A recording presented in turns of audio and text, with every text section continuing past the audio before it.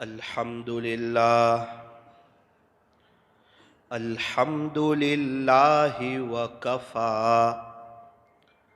وسلام علی عبادہ الذین اصطفى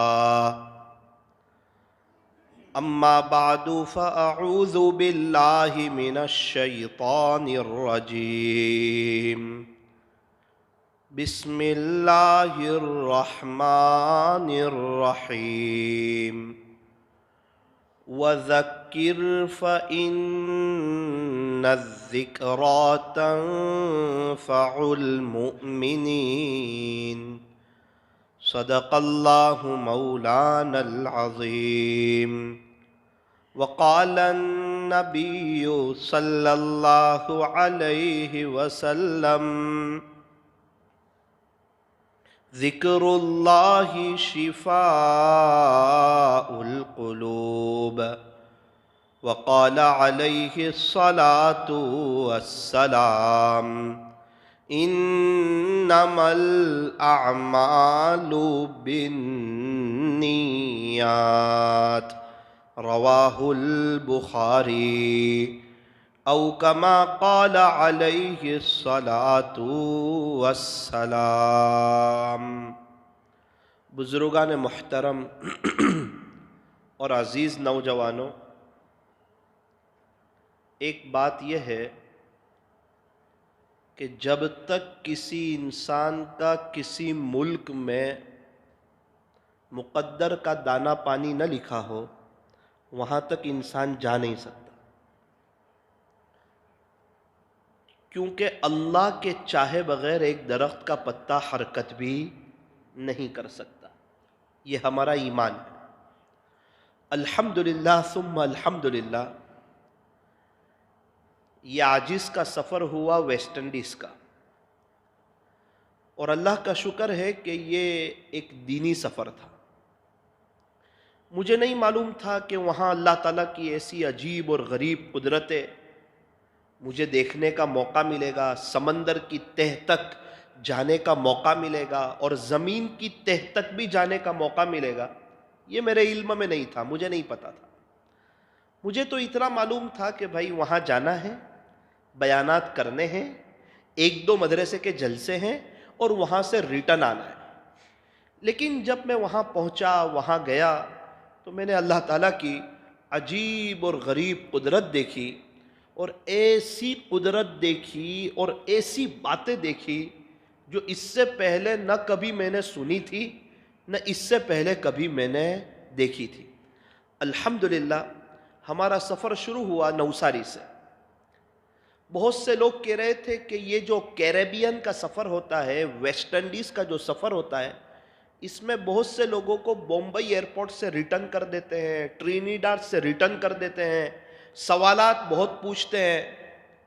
تو اللہ والوں سے ایک بات سیکھنے کا موقع ملا تھا کہ کوئی بھی سفر شروع کریں تو کچھ صدقہ نکال دیں اور 2 رکعت صلاۃ السفر کی پڑھ کے اللہ سے دعا کر لیں اور سفر کی دعاؤں کا اہتمام کریں۔ جو آدمی سفر میں یہ 3 کام کرے گا، اللہ کی مدد اس کے ساتھ رہے گی۔ ہم لوگ بھی ماشاءاللہ سفر کرتے رہتے ہیں، ساتھی لوگ چلے میں جاتے ہیں، 4 مہینے جاتے ہیں، خریدی کے لیے ممبئی جاتے ہیں، دہلی جاتے ہیں۔ 3 کام کا اہتمام کریں سفر میں۔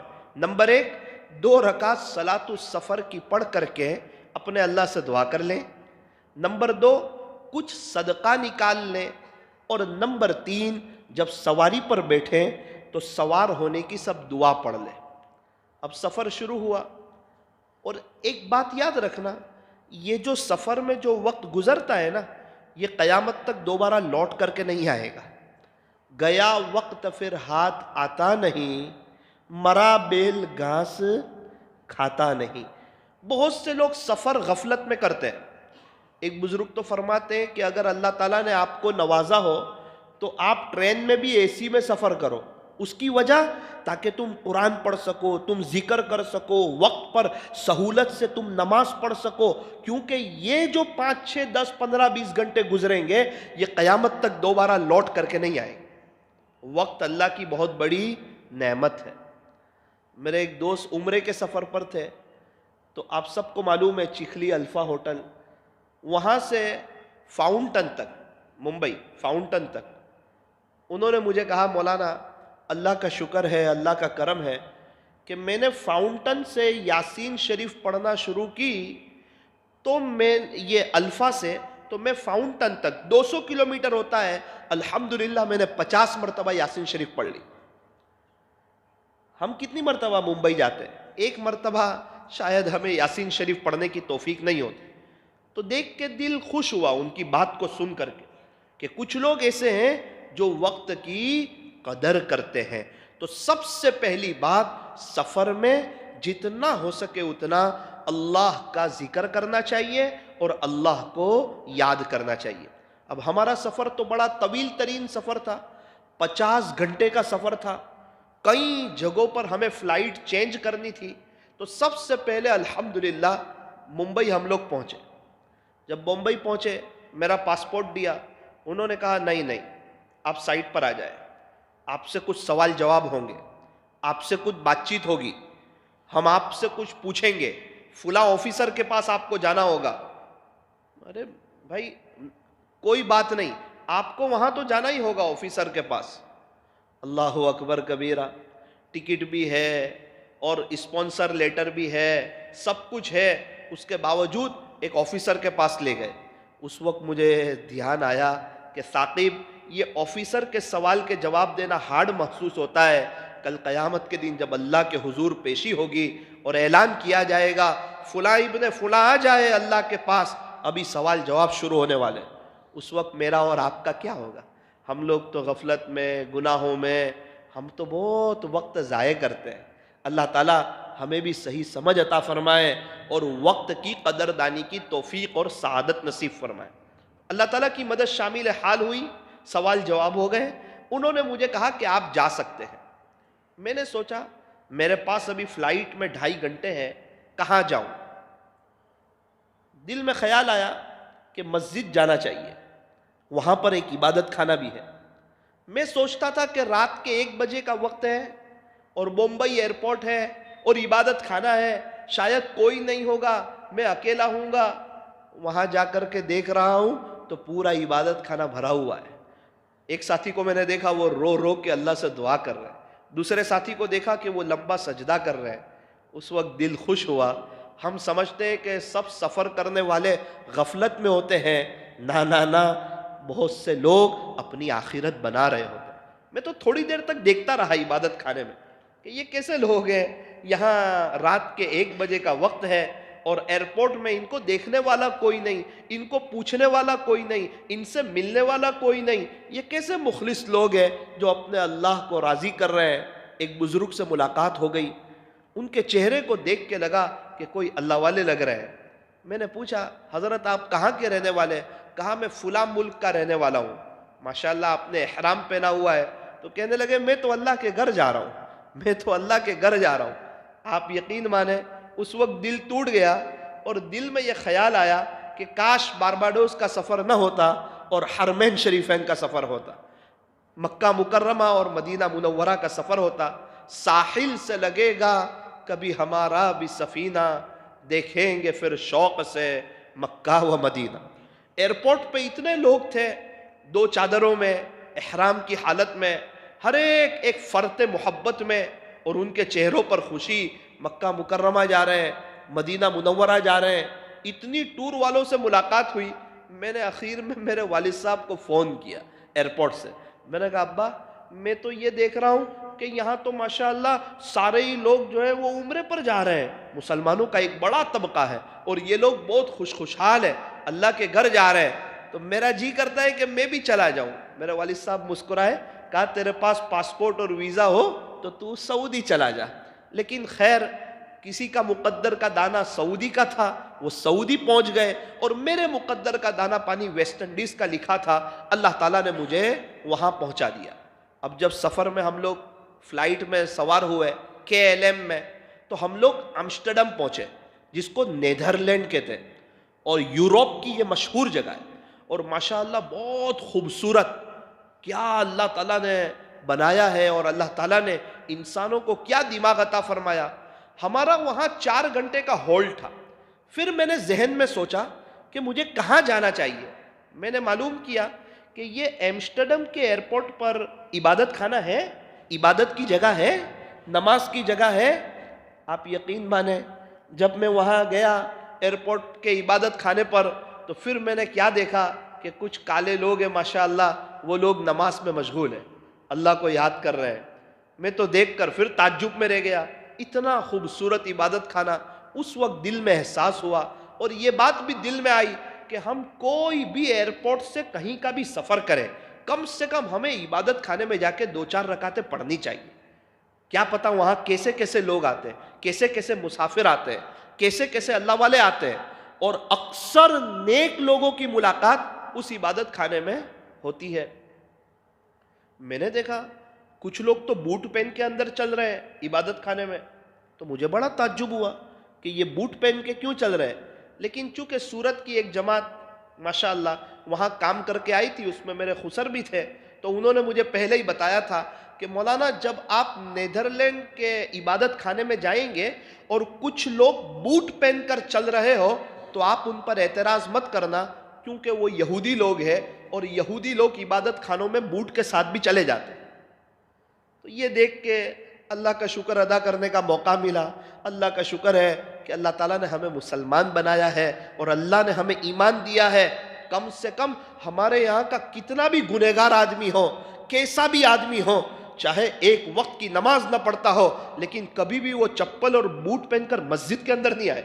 اس کے اندر اتنا تو ادب ہے, ادب سے ہی انسان انسان ہے, ادب جو نہ سیکھے وہ تو حیوان ہے. اللہ کی محبت کے تمام راستے جو طے ہوتے ہیں وہ ادب سے طے ہوتے ہیں.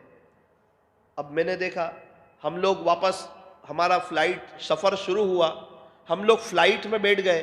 یہاں بھی ایک اللہ کی قدرت دیکھی. 4 گھنٹے کا ہولڈ تھا, وہ ہولڈ ختم ہو گیا.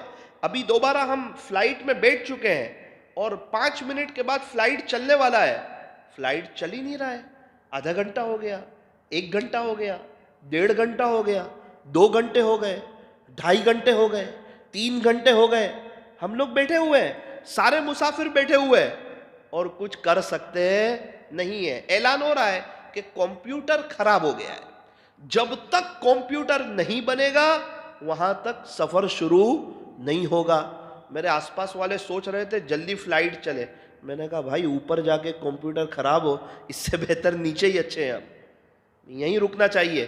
جب تک کمپیوٹر نہ بنے وہاں تک فلائٹ چلنا نہیں چاہیے. بس لوگ بات کر رہے, افراتفری میں یہاں وہاں, اور الحمدللہ میں مطمئن بیٹھا تھا. اس کی وجہ یہ ہے کہ جب میرا سفر شروع ہوا نا تو میں نے سوچ لیا تھا کہ یہ 50 گھنٹے کا سفر ہے. کتنے گھنٹے کا سفر ہے؟ 50 گھنٹے کا. اپنے مائنڈ کو ریپیئر کرو, 50 گھنٹے کا سفر ہے. چاہے وہ 50 گھنٹے نوساری میں لگ جائے, بمبئی ایئرپورٹ پہ لگ جائے, 50 گھنٹے سے زیادہ وقت لگے گا تب میں سوچوں گا کہ بارباڈوس کیوں نہیں آیا. ابھی تو 50 گھنٹے ہوئے ہی نہیں ہے, جہاں بھی وقت لگے. ایک نوجوان کو دیکھا, وہ اللہ کا قرآن بہت پڑھتا تھا, بہت قرآن پڑھتا تھا. مسلمان لوگ بھی تھے ماشاءاللہ. تو جب ہم لوگ بارباڈوس پہنچے, وہ بھی اتفاق سے بارباڈوس آئے. میں نے ان کو کہا یار کوئی کیا کر رہا تھا, کوئی کتابیں پڑھ رہا تھا, کوئی گانے سن رہا تھا, کوئی اپنی مستی میں مست تھا, کوئی موبائل میں بیٹھا تھا. یار آپ تو ماشاءاللہ کچھ پڑھے ہی جا رہے تھے, آپ کیا پڑھتے تھے؟ انہوں نے کہا مولانا میں کرتا تو کیا کرتا, جیسے آپ اکیلے تھے میں بھی اکیلا تھا, میرا اللہ میرے ساتھ تھا, اللہ کی کتاب میرے ساتھ تھی. الحمدللہ یہ سفر میں نے 13 پارے اللہ کا قرآن پڑھ لیا. کچھ لوگ ایسے بھی ہے, لمبا سفر ہے اور کئی فلائٹ چینج کرنے ہیں, کئی ملکوں سے ہوتے ہوئے وہاں پہنچنا ہے, اور وہ اپنے اللہ کو یاد کر رہے ہیں. میرے عزیزو, اصل چیز یہی ہے, اصل چیز اللہ کی یاد ہے. اور یاد رکھنا اللہ کے علاوہ ہر محبت غم دیتی ہے. اللہ کے علاوہ ہر محبت غم دیتی ہے. انسان جہاں دل لگاتا ہے سب سے پہلے دھوکہ بھی وہیں سے کھاتا ہے. اسی لیے ایک دل ہے اور ایک اللہ کے لیے ہے. اس دل کو اللہ پر ہی فدا کرنا چاہیے اور اللہ کی محبت حاصل کرنی چاہیے. پھر الحمدللہ ہمارا سفر ایمسٹرڈم سے شروع ہوا تو ہم لوگ ٹرینیڈاڈ پہنچے. ٹرینیڈاڈ. پھر وہاں سے آگے جو سفر ہونا تھا وہ سفر ہوا, بارباڈوس پہنچے. اللہ کا شکر, اللہ کا کرم, بڑے عافیت سے ہم لوگ بارباڈوس پہنچے. اب جب بارباڈوس پہنچے اور ہم لوگ ایئرپورٹ سے باہر نکلے, پھر ہمیں ایک گھر کی طرف آنا تھا جس گھر میں ہمارا سفر تھا. الحمدللہ ہم وہاں پہنچے تو میں نے دیکھا ایک مائک لگا ہوا تھا. میں نے پوچھا کہ بھائی یہ مائک کس چیز کا ہے؟ تو انہوں نے کہا کہ مولانا خلاصہ یہ ہے, ہمارے بارباڈوس میں ہر گھر مسجد جیسا ہے, ہر گھر مسجد بن گیا ہے. بھائی ہر گھر مسجد بن گیا ہے, اس کا کیا مطلب؟ تو انہوں نے مجھے سمجھایا خلاصہ یہ ہے کہ مسجد کی اذان یہ مائک میں بجتی ہے, بہت سی نمازیں یہ مائک میں سنائی دیتی ہے, بھائی تعلیم یہ مائک میں سنائی دیتی ہے, جمعہ کے بیان یہ مائک میں سنائی دیتے ہیں, اور بہت سی تعلیمیں یہ مائک میں سنائی دیتی ہے. اب ماشاءاللہ مسجد میں جو دینی پروگرام ہو رہے ہیں, دین کی باتیں ہو رہی ہے, ایمان اور یقین کے مذاکرے ہو رہے ہیں, وہ سب مستورات سن رہی ہے مولانا. تو ہونا کیا تھا, ساری مستورات ماشاءاللہ پردے میں آ گئی, ایک دینی ذہن بن گیا, ایک دینی مزاج بن گیا. جس کا بھی بیان ہو پورے بارباڈوس میں ہر گھر میں آواز آتی ہے, اور ساری مستورات وہ مسجد کا سارا پروگرام سنتی ہے. صرف مرد حضرات نہیں سنتے, ہمارے یہاں کہتے ہیں نا کہ بھائی شادی سادگی سے کرنی ہے, کیا کریں مولانا مستورات نہیں مانتی. ارے دین پر چلنا ہے, کیا کریں مولانا مستورات نہیں مانتی. ارے 4 مہینے جانا ہے, کیا کریں مستورات نہیں مانتی. اپنے بچوں کو عالم بنانا ہے, کیا کریں مولانا فیملی ساتھ نہیں دیتی. وہ کہنے لگے مولانا یہ مائک کی برکت سے الحمدللہ فیملی کا بھی ساتھ ہوا, فیملی کا بھی سپورٹ ہوا, بارباڈوس میں ایک دینی ماحول قائم ہوا. اور صرف 300 فیملی ہے, 300 فیملی, 300 فیملی, اس میں سے 250 حافظ عالم ہے. 300 فیملی. آج ہمارے یہاں آپ کے حافظ جی کے آس پاس میں شاید اس سے زیادہ مکانات ہوں گے, اس سے زیادہ فیملی یہاں پر آباد ہوگی. پورے بارباڈوس میں گجرات کی رہنے والی, گجرات میں بھی کیا, نوساری, سورت, کفلیتا اور لاجپور اور بلیشور, کچھولی, بس اسی جگہ کے رہنے والے. یہاں تک کہ بھروچ اور اطراف کے بھی نہیں, صرف نوساری اور سورت کے درمیان کے رہنے والے الحمدللہ 300 فیملی, اور اس میں 250 حافظ اور عالم. دل بہت خوش ہوا, اور دل میں یہ بات آئی کہ یہ مائک کی برکت ہے, ان کا گھر مسجد سے جڑا ہوا ہے, اور ان کا ہر گھر مسجد جیسا ہو گیا ہے, اسی لیے ان کے یہاں ایک دینی ماحول ہے. جب میں مسجد میں ظہر کی نماز پڑھنے گیا تو سارے لوگ کرتے پائجامے میں, ماشاءاللہ چہرے پہ داڑھی, سر پہ ٹوپی. مجھے تو تعجب میں رہ گیا کہ میں کوئی بارباڈوس, کوئی فورن کنٹری میں ہوں, یا میں کسی اجتماع میں آیا ہوں, یا میں کسی اللہ والوں کی خانقاہ میں آیا ہوں. پوری مسجد کا آس پاس کا حصہ کاروں سے پھول ہے, اور ماشاءاللہ مسجد آباد ہے, اور بڑی تعداد میں لوگ نماز پڑھ رہے ہیں. ایک نوجوان میرے بازو میں تھا, اس نے اتنا لمبا رکوع کیا, اتنا لمبا سجدہ کیا, تو اس کے بعد اس نے مراقبہ کیا. میں اس کے ساتھ بیٹھا رہا. کافی دیر بیٹھنے کے بعد میں نے اس کو پوچھا کہ بھائی آپ کیا کرتے ہو؟ کہنے لگا مولانا میں حافظ قرآن ہوں, میں عالم بن رہا ہوں. میں نے کہا آپ نے اتنا لمبا رکوع کیا, اتنا لمبا سجدہ کیا, ابھی تو میں گیا ہوں, نہ وہ مجھے جانتا ہے نہ میں اس کو جانتا ہوں. وہ سمجھا کہ یہ کوئی مسافر ہے. تو کہنے لگا کہ مولانا وہ تو کرنا ہی چاہیے. میں نے کہا پھر آپ نے بعد میں مراقبہ بھی کیا, اور مراقبہ بھی کافی لمبا کیا. بولے جی ہاں, انگلینڈ کے جو UK کے حضرت مولانا سلیم صاحب دھورات دامت برکاتہم میں, الحمدللہ میں ان سے بیعت ہوں, اور انہوں نے مجھے معمولات دیے ہیں, اس لیے میں نمازیں بھی لمبی پڑھتا ہوں, نماز کے بعد مراقبہ بھی کرتا ہوں, اور اس کے بعد دعا بھی کرتا ہوں. تو یہ دیکھ کے دل خوش ہو گیا کہ میں تو کیا سوچ کے آیا تھا, اور یہاں تو کتنا اچھا ماحول ہے, اور کیسی شاندار دینی فضا ہے. ان کے آبا و اجداد نے کیسی محنت کی ہے کہ ماشاءاللہ سارے لوگ اسلامی لباس میں نظر آ رہے ہیں.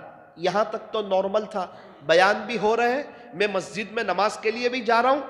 اب دوسرے تیسرے دن سے عبرتناک واقعے میرے سامنے آنا شروع ہوئے.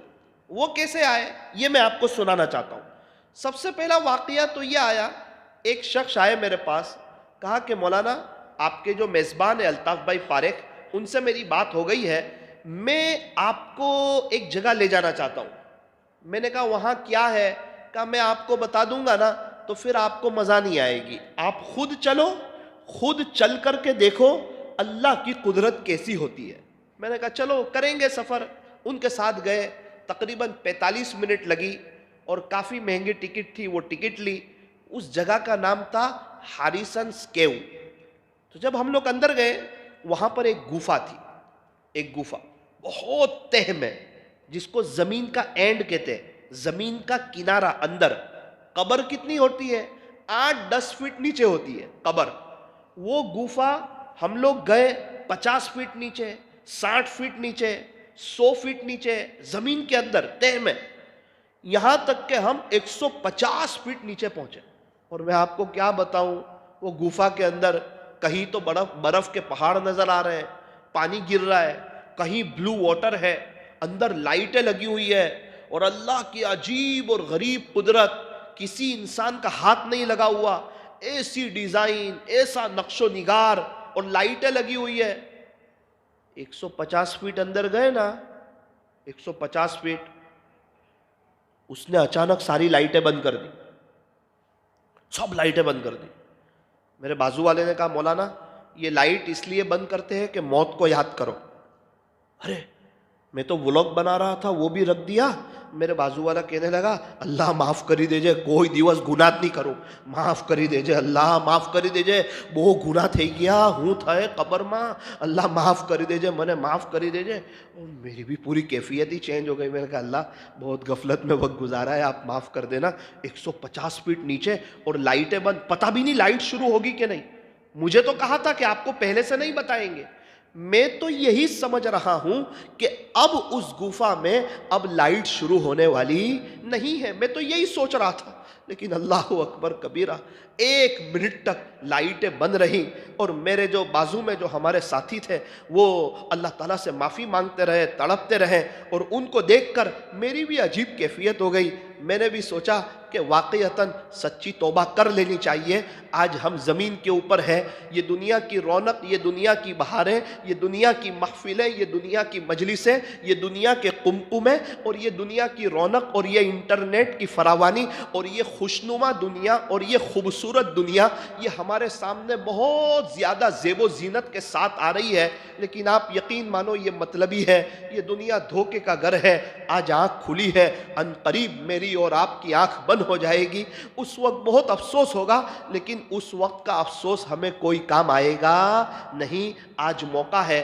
تو یہ میری زندگی کا سب سے زیادہ ایموشنل واقعہ تھا کہ جب ہم اس گفا میں گئے، 150 فٹ کے قریب اندر گئے، اور میں تو سارے منظر اور نظارے دیکھ رہا تھا، اس جگہوں پر سے جو پانی گر رہا تھا، اور جو بلو واٹر تھا، اور جو اللہ کی قدرت کا عجیب اور غریب اور دلکش نظارہ تھا، میں تو وہ دیکھنے میں مشغول تھا۔ اچانک جو اس نے لائٹیں بند کی، اور میرے ساتھی مجھے کہنے لگے مولانا اپنی موت کو یاد کرو، وہ یہ کہنا چاہتا ہے کہ ایک دن اس طرح ہم دنیا سے چلے جائیں گے۔ تو اصل میں اگر کوئی ہمیں کہیں کہ آپ قبر میں سو کر بتاؤ، تو انسان قبر میں سو سکتا نہیں۔ ہمارے ڈابھیل میں ایک بہت بڑے بزرگ ہیں، آسڑا میں بڑے اللہ والے ہیں، نیک، بہت نیک، دعوت کے کام کے خاطر ان کی بڑی قربانیاں رہی ہے۔ ابھی بھی پرانے ساتھیوں میں، ذمہ داروں میں سے، وہ ایک مرتبہ کہنے لگے کہ میرے دل میں خیال آیا کہ ایک مرتبہ قبر میں سو کر دیکھنا چاہیے کیسا لگتا ہے ایک مرتبہ۔ تو وہ کہنے لگے کہ ایک قبر کھودی ہوئی تھی، میں ہمت سے قبر کے اندر اترا، اور وہ تو بڑی ہمت والے اور بڑی بہادری کی بات کرنے والے، اللہ ہی سے ڈرو، کسی سے مت ڈرو، اور ماشاءاللہ ان کا ایمان اور یقین بھی بہت مضبوط۔ وہ کہہ رہے تھے کہ میں تو آرام سے سو جاؤں گا۔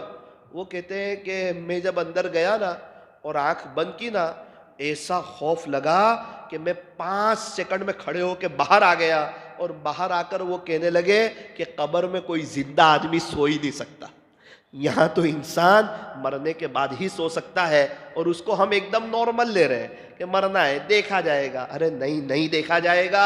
قبر یا تو جنت کا باغ بنتی ہے یا جہنم کا گڑھا بنتی ہے.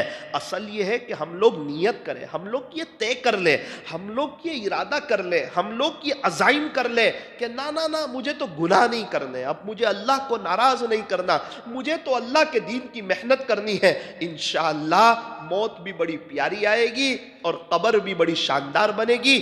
قبر تاحد نگاہ وسیع ہوگی, جنت کی کھڑکی کھلے گی اور اس میں جنت کی خوشبودار اور ٹھنڈی ٹھنڈی ہوائیں آئے گی, اور انشاءاللہ قبر میں سونے کی بہت مزہ آئے گی. اگر اللہ خوش ہوں گے نا موت کے وقت تو موت سے بڑا خوشی کا کوئی پیغام نہیں, اور اگر موت کے وقت اللہ ناراض ہو تو موت سے زیادہ غمگین, موت سے زیادہ خطرناک, موت سے زیادہ سخت زہریلا کوئی پیغام نہیں. پھر اس گوفا سے باہر آ کر کے میں نے اللہ کا شکریہ ادا کیا کہ اللہ جیتے جاگتے ایک مرتبہ آپ نے قبر کو بہت قریب سے دیکھنے کا موقع دیا, یہ آپ کا احسان ہے, آپ کا شکر ہے. الحمدللہ یہ ایک ہمارا عبرتناک سفر اس طرح مکمل ہو. جب ہم لوگ یہاں آ گئے ساتھیوں نے پوچھا مولانا کیسا لگا, میں نے بولا قبر میں کیسا لگتا ہے انسان تصور کر سکتا ہے. ایک بزرگ فرماتے ہیں کہ میں قبر سے بہت ڈرتا تھا کہ قبر میں کیا ہوگا. پھر میں نے غور کیا تو پتا چلا کہ پیارے نبی حضرت محمد الرسول اللہ صلی اللہ علیہ وسلم کو بھی جب قبر میں دفن کیا گیا تو انشاءاللہ جب وقت آئے گا ہم بھی دفن ہو جائیں گے, لیکن تیاری کر کے جائیں گے. اب یہ ایک اللہ کی قدرت میں نے اپنی آنکھوں سے دیکھی اور کھلی آنکھوں دیکھی الحمدللہ. اب دوسرے دن ایک ساتھی مجھے لینے کے لیے آئے, ہمارے میزبان نے بتایا کہ مولانا آپ کو جانا ہے سب مرین میں. میں نے کہا کہ وہاں کیا ہوتا ہے, بولے وہ بھی دیکھنے سے تعلق رکھتا ہے. میں نے بولا نہیں اس مرتبہ تو آپ مجھے بتاؤ وہاں ہوتا کیا ہے. آپ تو بہت عجیب اور غریب جگہوں پر لے جاتے, بہت اندر لے جاتے, تہ میں لے جاتے, زمین کی تہ میں لے گئے. بولے وہ اللہ کی قدرت کے نظارے دیکھے نا آپ نے. میں نے بولا نظارہ دیکھا لیکن قبر بھی تو دیکھی نا کہ کیسا ہوتا ہے اور کیا دل پہ گزرتی ہے. اور اس میں جو وہ میرے بازو والے جو توبہ کر رہے تھے نا وہ میرے دل پہ بہت لگا. وہ زور زور سے کہہ رہے تھے اللہ معاف کری دیجئے, کوئی دیوس ہوئے گناہ نہیں کروں, بس گناہ تھے گیا, غلطی تھے گئی, اللہ معاف کری دیجئے. اللہ اکبر کبیرہ. بات ایسی ہے, خوش نصیب ہے وہ لوگ جو جیتے جاگتے اللہ سے معافی مانگ لیں اور اپنی آخرت کی تیاری کر لیں اور پیارے نبی کی نقل اتار لیں اور اللہ کے دین کی محنت کر لیں اور اپنے گھروں میں دینی ماحول کو قائم کر لیں. انہوں نے کہا کہ دیکھو مولانا سب مرین میں کچھ نہیں ہوتا, آپ نے زمین کی تہ تو دیکھی ہے, اب تھوڑا سا سمندر کی تہ بھی دیکھاؤ. سمندر میں بھی آپ کو 150 فٹ نیچے لے جائیں گے اور تھوڑا دیکھو کیسا لگتا ہے, دیکھنے جیسا ہے, کوئی ڈرنے کی بات نہیں ہے. میں نے کہا ٹھیک ہے چلو, ہمت کی. اب سب مرین میں جانے کے لیے ہم تیار ہوئے. ایک مولانا سے بھی ملاقات ہوئی, وہ کہنے لگے کہ حضرت مفتی احمد خانپوری صاحب دامت برکاتہم, حضرت مفتی محمود صاحب باڈولی دامت برکاتہم اور حضرت مولانا ابراہیم صاحب پانڈور دامت برکاتہم, یہ تینوں حضرات بھی جب بارباڈوس تشریف لائے تھے نا تو ہم ان کو سب مرین میں لے کر کے گئے تھے. تو میں نے ان کو پوچھا کہ جب آپ سب مرین میں اندر گئے تھے, سمندر کی تہ میں گئے تھے, اس وقت حضرت مفتی احمد خانپوری صاحب دامت برکاتہم کیا کرتے تھے؟ اس نے کہا مولانا میں آپ کو کیا بتاؤں, میں پورے سفر میں حضرت مفتی احمد خانپوری صاحب کے ساتھ تھا, وہ تو شروع سے لے کے اخیر تک بس تسبیح, اللہ کا ذکر, اللہ کا ذکر, اللہ کا ذکر, وہ تو بس پورے اللہ کی قدرت دیکھے جا رہے تھے اور اللہ کے ذکر میں مست تھے. اب الحمدللہ میں نے پوچھا کہ میں نے لائف میں سب مرین نہیں دیکھی تھی. میں نے کہا بھائی یہ سب مرین کیسی ہوتی ہے؟ بولے وہ آپ کو پتہ چلے گا. تو پہلے ہم کو ایک اسٹیمر جیسے میں بٹھایا, اس میں بٹھا کر ہم کو کافی اندر لے گئے. ماشاءاللہ چاروں طرف بلو واٹر. اس کے بعد دور سے ہم نے دیکھا کہ سب مرین نظر آ رہی ہے. وہ 20% پانی کے اوپر تھی اور 80% پانی کے نیچے تھی. تو اس وقت تھوڑا سا ایک ہلکا سا خوف جیسا لگا, فطری خوف کہ یار کیسے جائیں گے اندر اور کیا کریں گے. تو بازو میں ایک جانکار آدمی تھا, اس کو میں نے پوچھا کہ کبھی ایسا ہوا ہے کہ یہ اندر گئی ہو تو واپس نہ آئی ہو؟ تو اس نے کہا کہ یار آج تک تو ایسا ہوا نہیں ہے, جو گئی ہے وہ باہر آئی ہے. تو میں نے کہا چلو اب جانا چاہیے, اگر کوئی ایک بھی اگر اندر کچھ ہوا ہو تو یہ قدرت نہیں دیکھنی ہے. اس نے بولا کہ نہیں ایسی کوئی بات نہیں ہے. تو وہاں ایک کالے شخص تھے, وہ سب کو سمجھا رہے تھے. تو میں نے ان کو پوچھا, انہوں نے بولا کہ نہیں نہیں کوئی خوف کی بات نہیں ہے, کوئی گھبرانے کی بات نہیں ہے, یہ تو ایک عجیب اور غریب نظارہ ہے, آپ جاؤ تو صحیح, مزہ آئے گا. میں نے کہا کیسا لگتا ہے؟ بولے کچھ چیزیں ایسی ہے وہ بولنے سے اور کہنے سے سمجھ میں آتی ہی نہیں ہے, وہ تو خود محسوس کرنے سے سمجھ میں آتی ہے. انہوں نے بڑی مشکل سے اپنی یہ اسٹیمبر جو تھی جہاز, اس کو اور سب مرین کو میچ کیا, دونوں کو ایک دم ساتھ کیا, پھر اس کی رسی کو پکڑا اور ایک پاٹیے کو ایسے بچھایا اور ہمیں کہا, میں آگے کھڑا تھا, ہمیں کہا کہ چلو آپ لوگ سب مرین میں آ جاؤ. میں نے کہا بھائی پہلے کچھ لوگ چلے جاؤ, میں بیچ میں جاؤں گا. تو پہلے کچھ لوگ وہ سب مرین میں آئے اور الحمدللہ میں درمیان میں بھی آ گیا. اب جب سب مرین میں ہم لوگ اندر گئے تو وہ تو اندر سے پوری پیک تھی, تقریباً 20-25 لوگ بیٹھ سکتے تھے, وہ ایک منظر تھا. الحمدللہ ہم لوگ بیٹھ گئے, باری کھلی ہوئی تھی, یعنی کانچ وغیرہ نظر آ رہا تھا باہر. تو میں نے دیکھا کہ ماشاءاللہ ہم تو پانی کے اندر آ گئے اور کچھ پتہ ہی نہیں چل رہا ہے. تو میں نے نیچے سے اوپر کی طرف دیکھا تو پانی کے بلبلے نظر آئے. تب مجھے سمجھ میں آیا کہ ہم 80% اندر ہے اور 20% سب مرین اوپر ہے. میں نے پوچھا کہ اب کیا ہوگا؟ وہ کہنے لگے کہ ابھی جو ہے نا وہ اس کی رسی جو چھوڑ دیں گے تو یہ سب مرین اب نیچے کی طرف آئے گی. میں نے کہا پھر کیا ہوگا؟ بولے پھر یہ نیچے جائے گی, نیچے جائے گی, نیچے جائے گی. کتنی نیچے جائے گی؟ بولے 120, 130, 140 فٹ تک یہ نیچے جائے گی. اور نیچے جو ہے نا آپ کو نیچے کی زمین نظر آئے گی کہ سمندر کی تہ میں ہوتا کیا ہے. یہ بھی لائف کا پہلی مرتبہ ایک اللہ کی قدرت کو دیکھنے کا نظارہ تھا. الحمدللہ جب میں اس میں بیٹھا اور دعا وغیرہ ہم سب نے پڑھ لی اور جب اندر جانے لگے تو وہاں ایک اسکرین تھی, اس پر بتا رہے تھے کہ یہ 20 فٹ اندر گئی, 30 فٹ اندر گئی. پھر کیا تھا, ایک سے ایک جو مچھلی دیکھی, ایک سے ایک جو فش دیکھی, ایک سے ایک جو اللہ کی قدرت دیکھی. ایسا لگا ایک پورا جہاں نیچے آباد ہے, پورا نیچے وائٹ مٹی اور اس کے اوپر یہ سمندر اور جنگل اور درخت پر ایک درخت پر بھی پتا نہیں, اور مختلف قسم کی ڈیزائنیں, نقش و نگار, اور اتنی مچھلیاں, اتنی مچھلیاں, اتنی مچھلیاں, قسم قسم کی رنگ برنگی مچھلیاں. اور کبھی کبھار تو ایک نظر میں اگر میں مبالغہ نہ کروں تو 1000 سے زیادہ مچھلیاں ایک ہی کلر کی ایسے جاتی تھی, کبھی دوسرے کلر کی آتی تھی.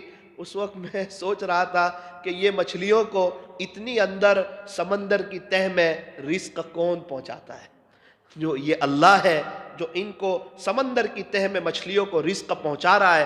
جو اللہ مچھلیوں کو رزق دے رہا ہے, کیا وہ اللہ پیارے نبی کی امت کو رزق نہیں دے گا؟ رزق دینے والی ذات اللہ کی ہے. رزق کے معاملے میں کبھی بھی اپنے اللہ کو ناراض نہیں کرنا چاہیے. بہت سے لوگ اپنے بزنس پر چالاکی کے ساتھ بزنس کرتے ہیں, جھوٹ بول کر بزنس کرتے ہیں, دھوکہ دے کر بزنس کرتے ہیں, عیب بتائے بغیر مال بیچتے ہیں. ایسا نہیں کرنا چاہیے. پیارے نبی حضرت محمد الرسول اللہ صلی اللہ علیہ وسلم نے ارشاد فرمایا, الکاسب حبیب اللہ, حلال روزی کمانے والا تو اللہ کا دوست ہے. صرف قرآن پڑھنے والے نہیں, صرف ذکر کرنے والے نہیں, صرف اللہ کے راستے میں وقت لگانے والے نہیں, وہ لوگ تو ہے ہی, لیکن یوں فرمایا حلال روزی کمانے والا بھی اللہ کا دوست ہے. اور حلال روزی جو کمائے اس کا کتنا اونچا مقام بتایا. یوں فرمایا تاجر الصدوق الامین مع النبیین والصدیقین والشہداء. پیارے نبی تاجدار مدینہ, فخر دو جہاں, سید العرب والعجم, حضرت اقدس محمد الرسول اللہ صلی اللہ علیہ وسلم نے ارشاد فرمایا, سچا امانت دار تاجر کل قیامت کے دن انبیاء, صدیقین اور شہداء کے ساتھ ہوگا. انبیاء کے ساتھ ہوگا۔ وہ تاجر جو اپنی تجارت میں سچ بولتا ہو، جھوٹ نہ بولتا ہو، وہ تاجر جو اپنی تجارت میں امانت دار ہو۔ تجارت کرنا منع نہیں ہے، تجارت کرنی ہے، لیکن اللہ کے حکم کو پورا کرتے ہوئے، پیارے نبی کے طریقوں پر چلتے ہوئے، گراہک کے ساتھ برا سلوک نہیں، حسن سلوک، اخلاق اور دینی ماحول کے ساتھ نماز کے وقت میں نماز اور زکوٰۃ کے وقت میں زکوٰۃ اور حج کے وقت میں حج، غریبوں، یتیموں، بیواؤں، مسکینوں، مجبوروں، پریشان حالوں اور لاچاروں کی مدد، اللہ کو راضی رکھتے ہوئے اگر کوئی بزنس کرے گا، انشاءاللہ اس بزنس کی برکت سے اللہ اس کو حلال روزی بھی دیں گے، اللہ اس کو اپنا دوست بھی بنائیں گے، اور اللہ قیامت کے دن اس کا حشر انبیاء، صدیقین اور شہداء کے ساتھ بھی کریں گے۔ اس لیے نیت کرو کہ انشاءاللہ بزنس کریں گے، اسلامی طریقے پر بزنس کریں گے انشاءاللہ۔ اللہ تعالی ہمیں اسلامی طرز پر بزنس کرنے کی توفیق عطا فرمائے۔ یوں فرمایا، دن میں رزق کو تلاش کرو، دن میں رزق کو تلاش کرو، اور رات میں رزق دینے والے کو تلاش کرو کہ کون ہے جو رزق دیتا ہے۔ خدا تو رزق دیتا ہے کیڑوں کو پتھر میں۔ اے انسان تو کیوں پریشان ہے ہیرے موتی کے چکر میں؟ اڑا جا آسماں میں یا پھر لگا غوطہ سمندر میں، تجھے اتنا ہی ملے گا جتنا لکھا ہے تیرے مقدر میں۔ مقدر سے زیادہ اور وقت سے پہلے کسی کو ملتا نہیں۔ تو ایک یہ چیز سمندر کی تہ میں بہت میں نے غور کیا، اللہ کی عجیب اور غریب قدرت دیکھی، اس کے عجیب اور غریب نظارے دیکھے۔ انشاءاللہ وہ ولاگ جب آئیں گے وہ سب مرین کے، اس وقت آپ دیکھو گے کہ اللہ کی کیسی عجیب اور غریب قدرت ہے۔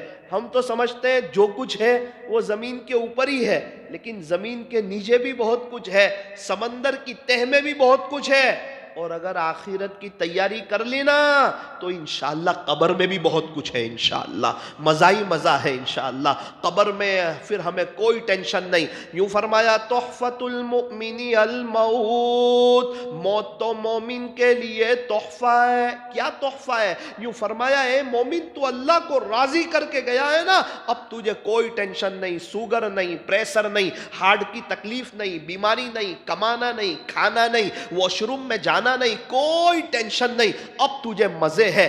ہاں قبر بھی کہتی ہے، میرے پشت پر جتنے لوگ چلتے تھے ان میں تو مجھے سب سے زیادہ پیارا تھا۔ اللہ تعالی ہمیں آخرت کی تیاری کی توفیق اور سعادت نصیب فرمائے۔ ہمارا یہ دوسرا دن بھی مکمل ہوا۔ تیسرے دن ایک اور ساتھی آئے، کہا مولانا ایک جگہ چلنا ہے، یہ بھی بڑی خوبصورت جگہ ہے، اللہ کی قدرت کا عجیب اور غریب نظارہ ہے۔ ہم لوگ ساتھ میں گئے تو میں راستے میں ان کے ساتھ کسی سفر میں کچھ باتیں ہوئی تو میں ایموشنل ہو گیا۔ انہوں نے مجھے کہا کہ مولانا میری زندگی کی عجیب داستان ہے۔ میں نے کہا کیا داستان ہے؟ میں نے میری لائف میں پہلی مرتبہ اپنی ماں کو 23 سال کے بعد دیکھا، 23 سال کے بعد۔ میں نے بولا اچھا، ہم بلیشور میں رہتے تھے، بولے 6 مہینے ہوئے تھے میری پیدائش کو، اور امی ابو کی کچھ آپس میں بات ہو گئی، مگجماری ہو گئی، لڑائی ہو گئی، دونوں جدا ہو گئے۔ اللہ تعالیٰ تقدیر کی برائی سے ہماری حفاظت فرما، تقدیر کی برائی سے ہماری حفاظت فرما۔ ہمیں کیا پتہ، ہم تو ماں باپ کی محبتوں میں رہیں، ان کی آغوش میں رہیں، ان کے پیار میں رہیں۔ وہ کہنے لگے مولانا اب میں تو چھوٹا تھا، اب میں کس کے پاس جاؤں؟ ابو نے مجھے اپنے پاس رکھ لیا، تو میری فوئی، میں اور میری بہن تھی، بولے میری فوئی کے ساتھ ہم رہنے لگے۔ میرے امی نے بہت چاہا کہ ہم ان کے پاس جائیں، لیکن چونکہ مجھے دیا نہیں گیا، پھر ہمیں باہر سے دودھ پلایا گیا، اور اس طرح ہماری زندگی گزری۔ مولانا جب میں 6-7 سال کا ہوا تو میرے ساتھ جو دوست لوگ کھیلتے تھے نا، اس میں ایک شخص کی میرے سے ملاقات کروائی کہ یہ میرے بچپن کے دوست ہیں۔ تو ہم لوگ جب کھیلتے تھے اس وقت تو ہم کو ماں یاد نہیں آتی تھی، پھر جب کھیلنا ہمارا ختم ہوتا تھا نا تو یہ میرے دوست، ان کی امی باہر ہوتی تھی، ان کو کہتے تھے امی امی امی مجھے کھانا دو۔ تو یہ سن کر میں اپنے گھر آ کے رونے لگتا تھا کہ ان کی امی ہے، ان کو کھانا دیتی ہے، اے کاش میری امی ہوتی، آج میں بھی ان کے پاس بیٹھتا اور ان کو دیکھتا اور ان کا پیار حاصل کرتا اور امی کے ہاتھ سے کھانا کھاتا۔ میں نے کہا پھر کیا کرتے تھے؟ روتے رو کے کچھ کر تو سکتے نہیں تھے، چھوٹے تھے، ہمارے پاس زیادہ کوئی سمجھ نہیں تھی، زیادہ کوئی نالج نہیں تھی۔ اس کے بعد مولانا میں اپنی فوئی کے پاس جاتا اور فوئی سے کہتا کہ آپ مجھے کھانا دو۔ زندگی گزرنے لگی، دن گزرتے گئے، بڑے ہو گئے، 15 سال کی عمر ہوئی، 20 سال، 23 سال ہوئے۔ میں نے کہا آپ کی امی کہاں تھی؟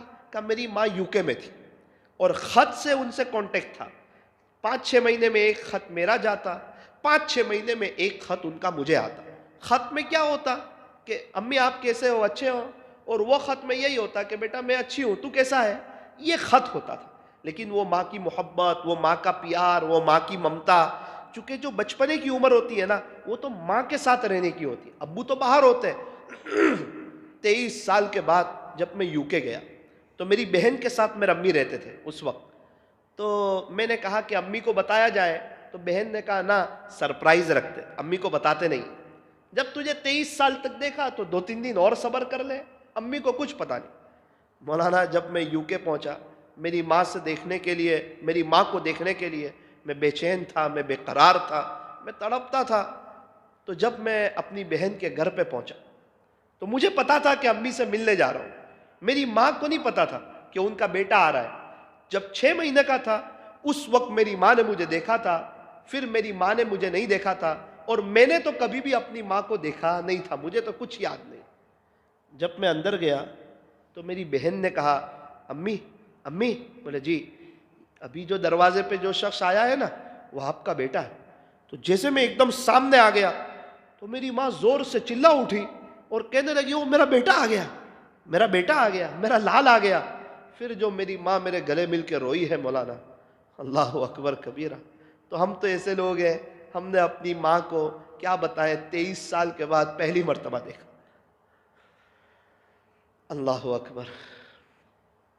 اور ہم تو بہاروں میں، آج تو انسان تھوڑا سا بڑا ہو جائے ماں باپ کے سامنے زبان کی طاقت کو آزماتا ہے، ان کے سامنے بولتا ہے، ان کا مقابلہ کرتا ہے، اس کو پتہ ہی نہیں کہ کیا انہوں نے قربانی دی ہے۔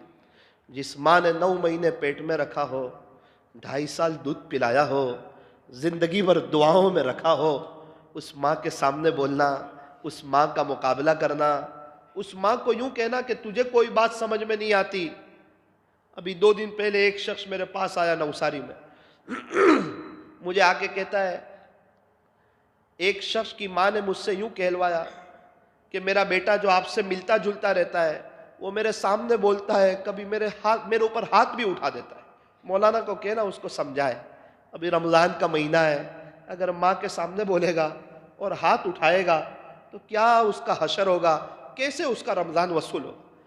جس کے ماں باپ موجود ہو اور وہ ان کی خدمت کر کے اپنی آخرت نہ بنا لے، اس کی مغفرت نہ ہو جائے، اس کے لیے کتنی سخت ترین بد دعا کی گئی رمضان کے مہینے میں۔ بھائی جن کے ماں باپ نہیں ہیں وہ تو ایصال ثواب کرے۔ ایک شخص کی امی کا انتقال ہو گیا، وہ یوں کہنے لگے اگر تمہاری ماں موجود ہو تو اس کے پاس جا کے بیٹھا کرو، مجھے تو اپنی ماں سے ملنے کے لیے قبرستان جانا پڑتا۔ ایک شخص کے ابو کا انتقال ہو گیا، وہ یوں کہنے لگے اگر تمہارے ابو تمہیں بلائیں تو فوراً حاضر ہو جایا کرو، میرے کان میرے والد کی آواز میں میرا نام سننے کے لیے ترس چکے۔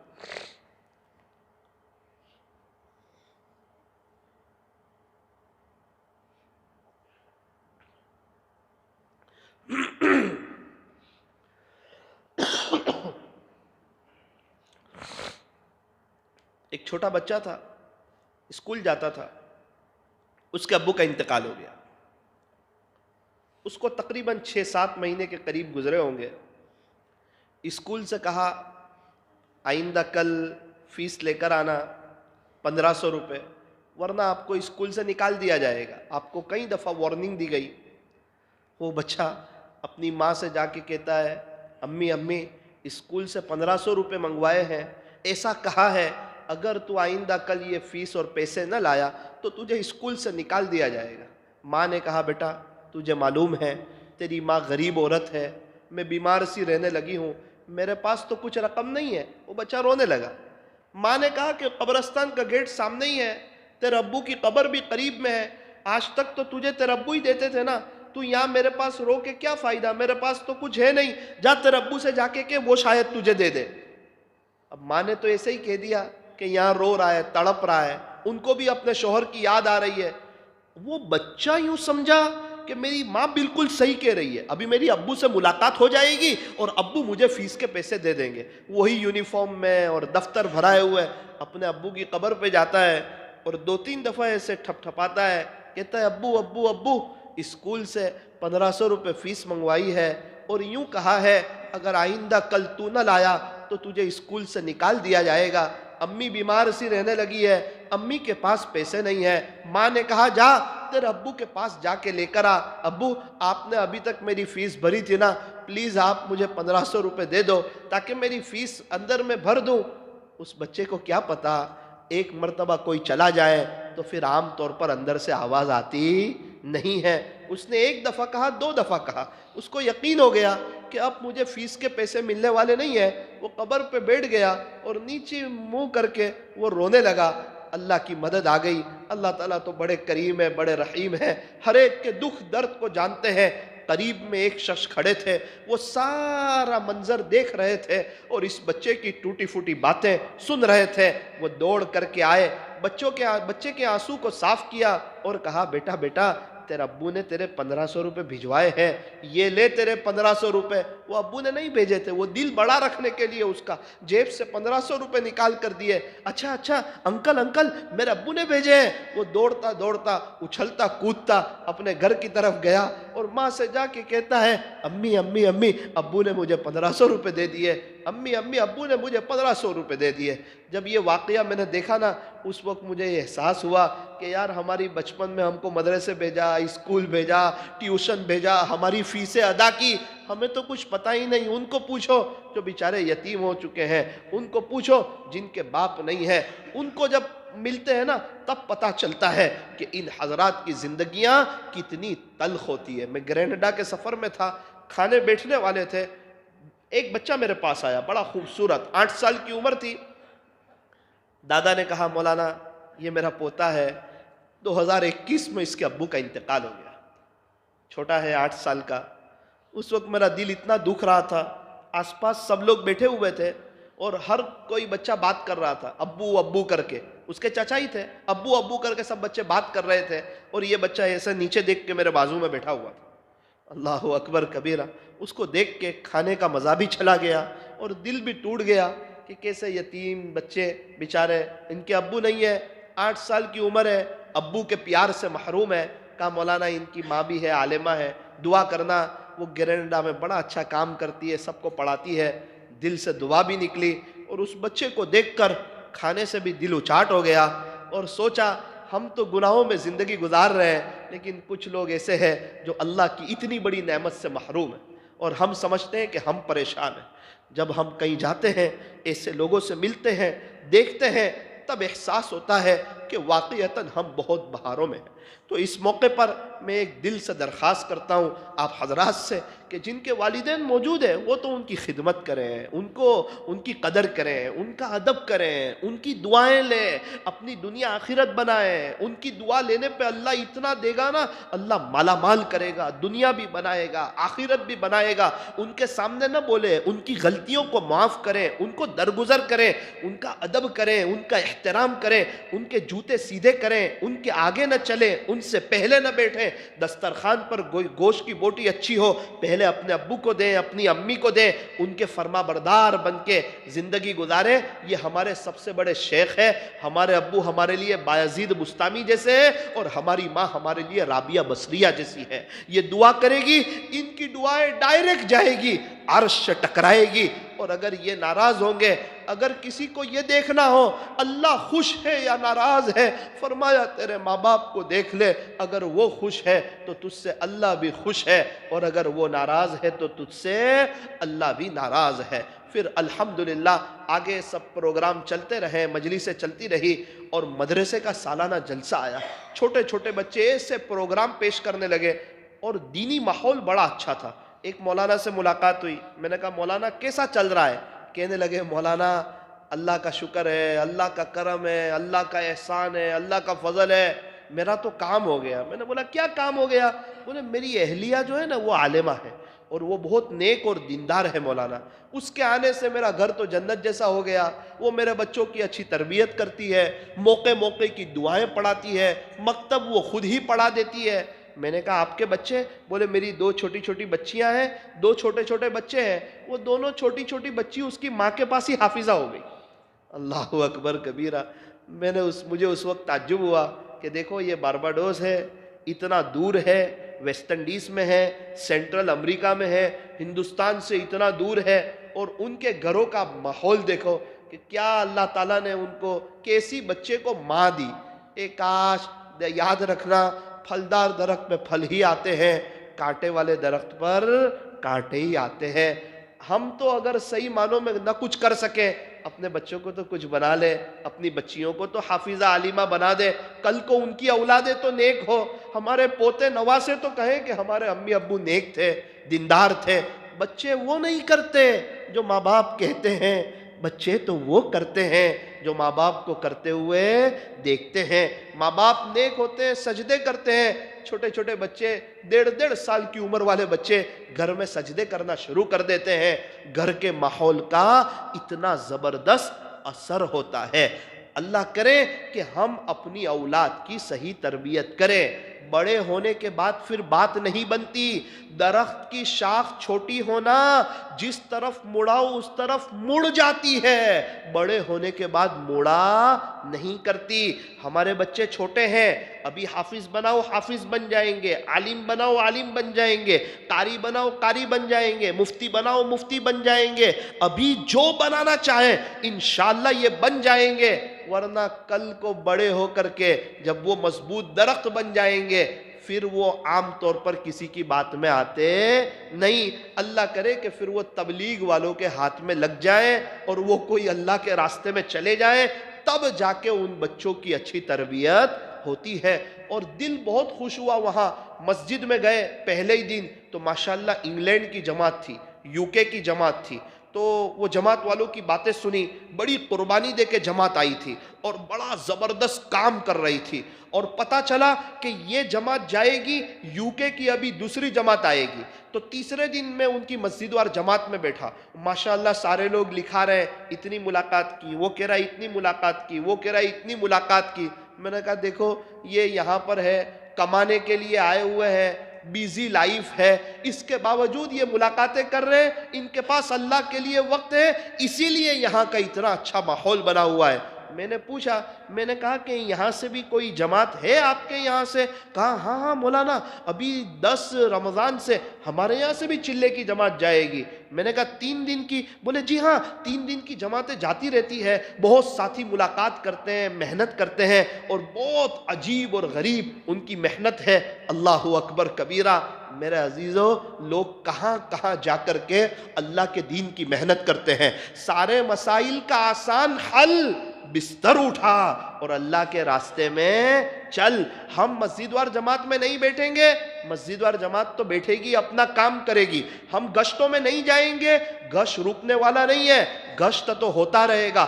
ہم جماعت میں نہیں جائیں گے، ہمارا اپنا نقصان ہے، جماعت تو جاتی رہے گی۔ لوگ جائیں گے، نمازوں میں شریک ہوں گے، تہجد اشراق چاش اوابین پڑھیں گے، تہجد میں اٹھ کر روئیں گے اللہ کے سامنے، 4 گھنٹے تعلیم میں بیٹھیں گے، ایمان اور یقین کا مذاکرہ ہوگا، اللہ ہی سے ہوتا ہے، اللہ ہی کرتے ہیں، اللہ جانے والے جا رہے ہیں، اپنی آخرت بنا رہے ہیں۔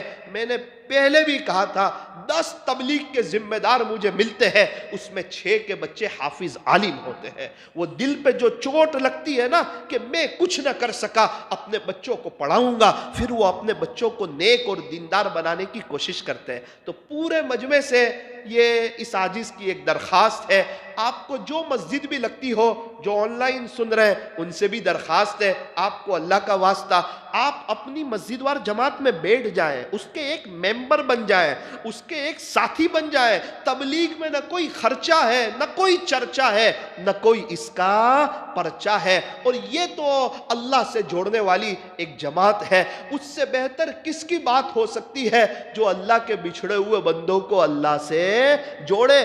ہر کوئی اپنی طرف بلا رہا ہے, ہر دکان والا اپنی دکان کی طرف بلا رہا ہے, ہر بزنس والا اپنے بزنس کی طرف بلا رہا ہے. اس کی تھیلی بتا رہی ہے, اس کا کارڈ بتا رہا ہے, اس کی دکان کا بورڈ بتا رہا ہے, اس کے گراہک کے ساتھ کے اخلاق بتا رہے ہیں. ہر آدمی اپنے بزنس کی طرف اور اپنی طرف بلا رہا ہے. اللہ کرے کچھ لوگ ایسے بھی ہو جو اللہ کے بندوں کو اللہ کی طرف بلائیں, اللہ کے دین کی طرف بلائیں اور اللہ راضی ہو جائے, اس کی کوشش کریں. ایک جگہ ہمارا مستورات میں بیان ہوا, اس کے بعد ناشتے کے لیے بیٹھے ہوئے تھے. میں نے کہا مولانا کیسا چل رہا ہے؟ بولے الحمدللہ اللہ کا بڑا شکر ہے, یہاں ایک الفلاح اسکول چل رہی ہے. ابھی جو آپ مستورات کا جو پروگرام ہوا وہ الفلاح میں ہوا. ابھی ایک نئی اسکول بنائی ہے الفلاح, مسلمانوں کی بڑی اسکول ہے ماشاءاللہ. بچے اپنے وقت پر آتے ہیں اور بچیاں اپنے وقت پر آتی ہیں. وہاں مدرسہ بھی چلتا ہے, اسکول بھی چل رہا ہے. میں نے کہا مولانا میں ایک بات جان سکتا ہوں؟ کہنے لگے وہ کیا؟ آپ ماشاءاللہ کہاں سے آئے؟ تو کہا ہم تو آئے تو انڈیا سے تھے. میں نے کہا کہ یہ آپ کے یہاں ماحول کیسے بنا؟ آپ کے گھر میں دینداری کیسے آئی؟ آپ عالم کیسے بنے؟ آپ تو کہتے ہو کہ ہماری پیدائش بھی یہاں کی ہے, تو آپ کو کس نے بولا عالم بننے کا؟ اور آپ وہاں سے اتنا خرچ کر کے آپ یہاں تک آئے. چونکہ ویسٹ انڈیز جانا ہو اور یہ پورا گھوم کے جانا ہو تو ٹکٹ 2.5 لاکھ روپے ہوتی ہے. اب بچے کو ہر سال بھیجنا, بلانا اور پورے سال کا ان کا خرچہ, ہماری طرح تھوڑی کہ بچہ ڈابل پڑھ رہا ہے اور مہینے کی فیس 4-8 ہزار روپے, کچھ پتہ ہی نہیں. اور یہی بچہ اگر یونیورسٹی میں جائے تو, اسکول میں جائے تو, پنجگنی پڑھنے کے لیے جائے تو 5-5 لاکھ روپے ہوتے ہیں. لیکن شوق سے لوگ وہاں پڑھاتے ہیں اور یہاں دین اتنی آسانی سے مل رہا ہے, کوئی خرچہ نہیں, کوئی ٹینشن نہیں. اور مدرسے والے کچھ مطالبہ نہیں کرتے. 1000 میں سے 700 بچے بیچارے وہ تو فری میں پڑھ رہے ہوتے جو زکوٰۃ وغیرہ کے حقدار ہوتے ہیں, اور جو فیس دینے والے ہوتے ہیں وہ بھی کتنی فیس دے دیتے, 4-8 ہزار روپے. یہ کیا فیس ہے 4-8 ہزار روپے؟ پورے سال رہنا, کھانا, مدرسے کا لائٹ بل استعمال کرنا, پنکھا استعمال کرنا, مدرسے کی نعمتوں سے فائدہ اٹھانا اور مدرسے کی چائے پینا, اور کیا نہیں ہوتا ہے. آج 4-8 ہزار روپے میں کیا آتا ہے؟ آج اتنا آسان موقع ہے, لیکن دل دکھتا ہے. مدرسے میں جاتے ہیں, پوچھتے ہیں کتنے بچے؟ 300 بچے. اپنے گجرات کے کتنے بچے؟ مولانا 10. باقی سب کہاں کے بچے؟ بولے مولانا ماشاءاللہ سب بہار کے بچے, بنگال کے بچے. اچھی بات نہیں ہے؟ میں کہا بہت اچھی بات ہے, وہاں والوں کے اندر طلب ہے, اللہ ان کے ماں باپ کو جزائے خیر عطا فرمائے. دل دکھتا ہے. بولے پہلے اپنے گجرات کے بہت بچے آتے تھے مولانا, لیکن اب کیا کریں, اب بچے بہت کم آ رہے ہیں. تو دل دکھتا ہے, دل روتا ہے. 2-3 مدرسے کو چھوڑ کر جہاں بھی چلے جاتے ہیں. اس لیے بھائی ہمیں کوشش کرنی چاہیے ہمارے بچے مدرسے میں جائیں, ہمارے بچے پڑھیں. یہ فیکٹریاں ہیں مدرسے, بعض فیکٹریوں میں جوتے تیار ہوتے ہیں, بعضوں میں کپڑے تیار ہوتے ہیں, بعضوں میں چشمے کی فریم تیار ہوتی ہے. یہ مدارس وہ جگہ ہیں یہاں انسان کو انسان بنایا جاتا ہے. حفاظ تیار ہوتے ہیں, علماء تیار ہوتے ہیں, مشائخ تیار ہوتے ہیں, مفسرین, محدثین, فقہاء, واعظین, مقررین, اللہ والے, کتابیں لکھنے والے, فضائل اعمال لکھنے والے. یہ کہاں سے تیار ہوئے؟ مدرسے سے. حضرت جی مولانا الیاس صاحب کہاں کا پروڈکٹ ہے؟ مدرسے کا. مولانا یوسف صاحب کہاں کا پروڈکٹ ہے؟ مدرسے کا. مولانا عمر صاحب پالنپوری کہاں سے ہمیں یہ ملے؟ فرمایا کہ مدرسے سے ملے. اللہ اکبر کبیرہ. حضرت مولانا عمر صاحب پالنپوری رحمۃ اللہ علیہ کا تذکرہ آیا تو ایک بات عرض کروں, ان کی برکت سے آج بارباڈوس میں الحمدللہ دین کی فضائیں ہیں, دین کا اتنا بہترین ماحول ہے, اتنی مسجدیں ہیں, اتنے مدرسے ہیں, ہر بچہ اسلامی لباس میں نظر آ رہا ہے. یہ حضرت مولانا عمر صاحب پالنپوری رحمۃ اللہ علیہ کی محنت کا نتیجہ ہے. وہاں ایک بزرگ ہے حضرت مولانا یوسف صاحب دامت برکاتہ, اللہ تعالیٰ ان کی عمر لمبی کرے, 100 سال کے اوپر کی عمر ہے. تو یہاں سے میں جا رہا تھا تو بہت سی گائیڈ لائن مجھے, سورت کی جو جماعت تھی, میرے خسر وغیرہ یہاں موجود بھی ہے, تو ان سے ہمیں پوری گائیڈ لائن ملی تھی. تو انہوں نے کہا تھا کہ آپ یوسف بھائی سے ملاقات, مولانا یوسف صاحب سے ملاقات ضرور کرنا. تو میں نے سوچا کہ میرا یہاں آنے کا جو بنیادی مقصد ہے وہ تو تبلیغ ہے, وہ تو دین کا کام ہے, وہ تو خود اللہ سے جڑنا, اللہ کے بچھڑے ہوئے بندوں کو اللہ سے جوڑنا ہے. 8-10 مجلسیں ہیں, میں گھومنے کے لیے تو نہیں آیا ہوں, وہ تو عارضی طور پر ہے, ساری قدرت دیکھنا. کیوں نہ میں پہلے ہی دن ان سے ملاقات کروں اور ان سے سب معلوم کروں کہ بارباڈوس میں یہ دینی ماحول کیسے آیا. جب میں گیا وہ بیٹھے, ان کے چہرے پہ ایک بڑی نورانیت, ان سے میری ملاقات ہوئی. جب میں ان سے ملا تو میں نے کہا کہ حضرت بارباڈوس میں دینی ماحول کیسے آیا؟ انہوں نے کہا نیرے کی برکت سے آیا۔ میں نے بولا کیا؟ بولے وہ نیرا آتا ہے نا، نیرا آپ کے یہاں، اس کی برکت سے بارباڈوس میں دینی ماحول قائم ہوا۔ میں نے بولا نیرے کی کیسے برکت ہو گئی؟ کہنے لگے کہ میں ڈابھیل میں پڑھا ہوا تھا، عالم بنا تھا، ڈابھیل میں پڑھا رہا تھا، تبلیغ کے کام کو جانتا نہیں تھا اور کچھ پتا نہیں تھا، میں نیرا پینے میں اور میرا دوست نوساری گئے تھے۔ بولے تو وہاں مسجد میں بورڈ لگا ہوا تھا کہ ابھی مولانا عمر صاحب پالنپوری رحمۃ اللہ علیہ آ رہے ہیں ایک جماعت کو لے کر کے اور حضرت کا بیان ہوگا۔ تو میں نے میرے دوست کو کہا نیرا تو کبھی اور بھی پی لیں گے، تھوڑا بیان سن لیتے، بعد میں چلے جائیں گے۔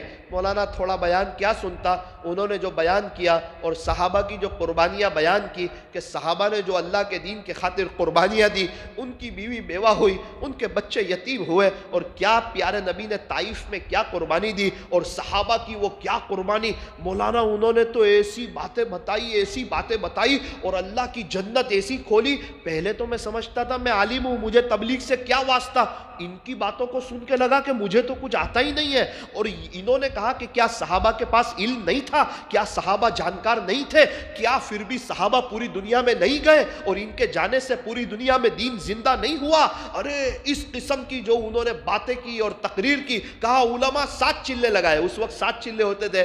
میں کھڑا ہو گیا، میں نے کہا حضرت میں انشاءاللہ 7 چلے کے لیے جاؤں گا۔ مجھے آگے بلایا، پوچھا کہاں رہتے ہو، کیا کرتے ہو؟ کہا ڈابھیل رہتا ہوں اور ڈابھیل میں الحمدللہ میں پڑھاتا بھی ہوں، اور حضرت ابھی مجھے گھر جانے دو، گھر میں میرے ماحول نہیں ہے، میں گھر جاؤں گا، کھیتی کا کچھ کام بھی ہے، بہت جلدی میں نمٹا کر کے، میں ابھی کچھ پیسے بھی نہیں لایا ہوں، حضرت میں تو نیرا پینے آیا تھا، آپ تھوڑا موقع دیجئے، میں گھر جاتا ہوں، اپنا سامان وغیرہ لے کر کے آتا ہوں۔ پھر انہوں نے اپنی جو ساری داستان سنائی، مولانا یہ ہو گیا، وقت لگ گیا، حضرت جی مولانا یوسف صاحب رحمۃ اللہ علیہ کی صحبت ملی، پھر میں یہاں آ گیا، پھر بارباڈوس سے مجھے امامت کی درخواست آئی، تو پھر میں مولانا کے پاس آیا تو حضرت نے مجھے ساری نصیحتیں کی اور ترغیب دی کہ آپ جاؤ، اللہ آپ سے کام لے گا، لیکن آپ پیچھے مت ہٹنا، آپ کام کرنا۔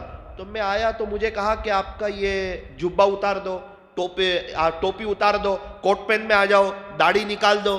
میں نے بولا کیوں؟ بولے آپ سے پہلے تینوں مولانا آئے، ان کی بڑی صلاحیت تھی، وہ بھی ماشاءاللہ بھی کوٹ پین ہی پہن رہے، بولے ان کا بھی یہ حال ہے، یہاں تو آپ کو یہ ماحول میں رہنا ہو تو پھر آپ کو کوٹ پین پہننا پڑے گا۔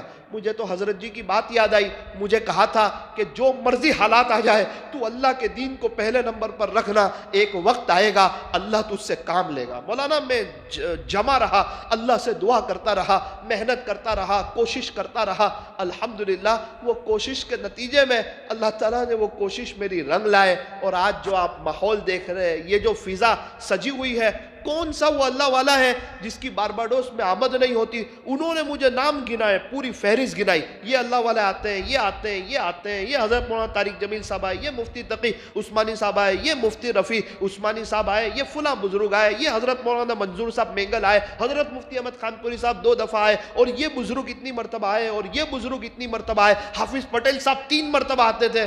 میں سن کے حیرت میں رہ گیا، میں نے کہا اتنے اللہ والوں کی یہاں آمد ہوتی ہے؟ بولے مولانا آمد ایسے نہیں ہوتی ہے، یہاں والوں کے اندر ایک طلب موجود ہے، وہ اللہ والے آتے رہے، ان کی باتوں کو ہم سنتے رہے، ان کو ہم دیکھتے رہے، الحمدللہ آج ہماری نسلیں ان کے جیسا بننے کے لیے تیار ہے۔ اور مسجد میں سلام پھیرنے کے بعد پیچھے دیکھنا، ایک آدمی آپ کو کوٹ پٹلون میں نظر نہیں آئے گا، سارے آدمی آپ کو اسلامی لباس میں، ان کے چہرے پہ داڑھی اور سر پہ ٹوپی، اور سارے آپ کو شریعت اور سنت کی اتباع میں نظر آئیں گے۔ اللہ کی شان میں سلام پھرا کر دیکھتا تھا پیچھے، دل بڑا ہو جاتا تھا۔ لوگ پہلے سے مسجدوں میں آ جاتے تھے، اور کچھ لوگ ایسے تھے جو ایسی فیکٹریوں میں کام کرتے تھے کہ ان کو وہ اپنا لباس پہننا پڑتا تھا، لیکن اس کے باوجود ماحول ایسا بنا ہوا تھا کہ کار میں ان کا جبہ لگا رہتا تھا۔ وہ مسجد میں آ کے پہلے جبہ پہنتے تھے کہ یار اگر بغیر جبے کے جاؤں گا تو کیسا لگے گا، لوگ مجھے دیکھیں گے، تعجب کریں گے، اس کو کیا ہو گیا اور یہ کون آ گیا۔ اللہ اکبر، ایسا ماحول بنا ہوا تھا۔ اللہ کرے یہ سب ہندوستان سے ہی گیا ہے، یہیں کی بہار ہے، یہیں کے بزرگان دین کی محنتیں ہیں، اور وہ لوگ اتنے آگے نکل گئے۔ مولانا یہاں تو جو بھی آتا ہے نا آہستہ آہستہ دیندار بن جاتا ہے۔ اللہ اکبر کبیرہ، اللہ کرے کہ ہمارے یہاں بھی ایسا شاندار اور نورانی ماحول ہو، اور یہ مجمع بیٹھنے والا طے کرے، انشاءاللہ کوئی کرے نہ کرے، میں اللہ کے دین کا کام کروں گا. اب یہ واقعہ اسی سے جڑا ہوا ہے جو الفلاح اسکول والے مولانا سے جو میں بیٹھا ہوا تھا مستورات کے بیان کے بعد. میں نے کہا مولانا آپ کی پیدائش یہاں کی, آپ عالم کیسے بنے, آپ ہندوستان کیسے پڑھنے کے لیے گئے؟ آپ کہتے ہیں کہ میں اشرفیہ میں پڑھا ہوں, تو آپ کیسے گئے اشرفیہ میں, سورت کیسے آئے آپ؟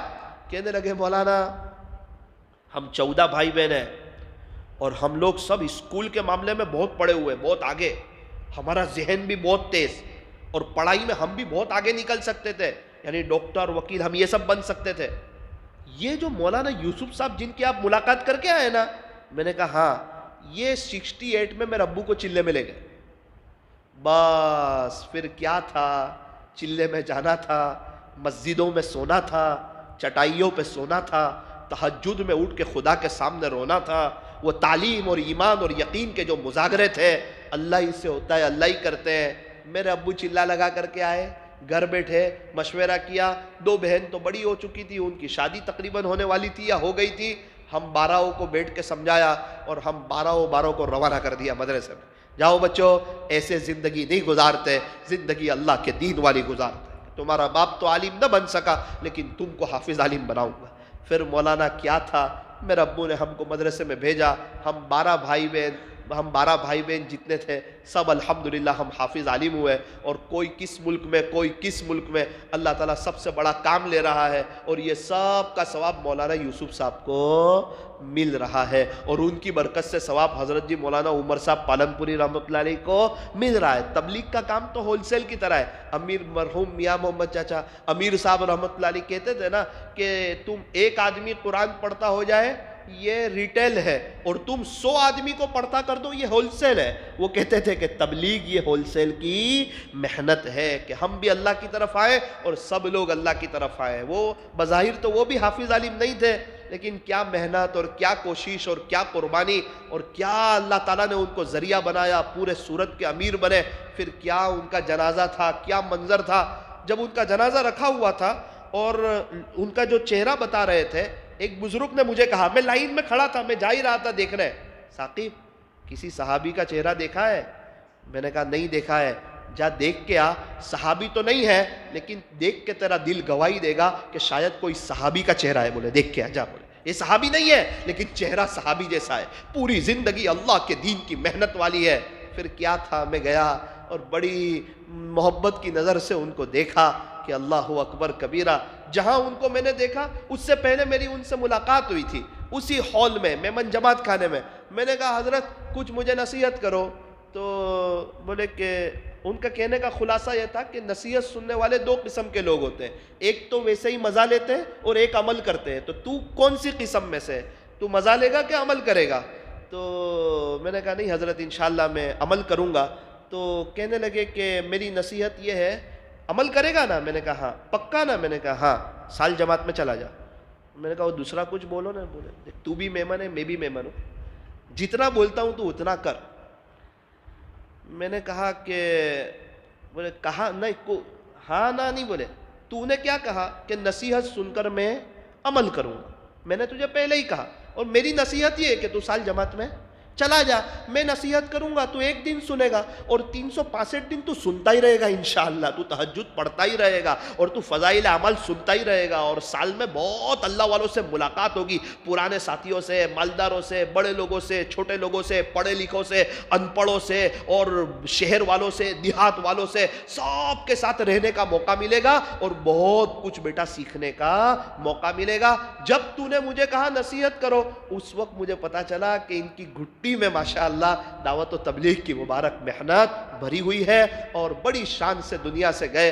حضرت مفتی احمد خانپوری صاحب دامت برکاتہم آ بھی گئے تھے نماز پڑھانے کے لیے, حضرت ہی نماز پڑھانے والے تھے, لیکن جیسے ہی حضرت مولانا احمد لاڈ صاحب دامت برکاتہم آئے, حضرت پیچھے ہٹ گئے.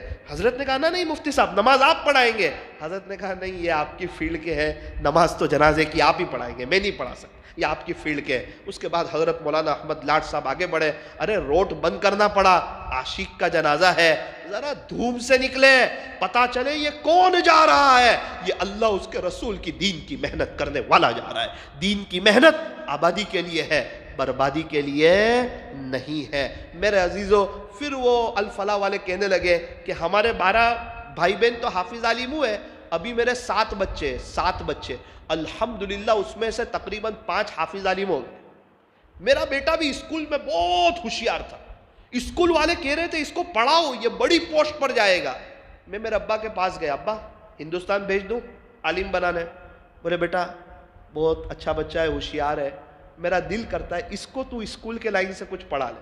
میں نے کہا ابا ہم بھی تو ہوشیار تھے، آپ نے ہم کو پڑھنے دیا تھا، آپ نے ہم کو عالم بنایا تھا، آج ہم کو فائدہ ہوا، ہم آپ کو دعا دیتے ہیں۔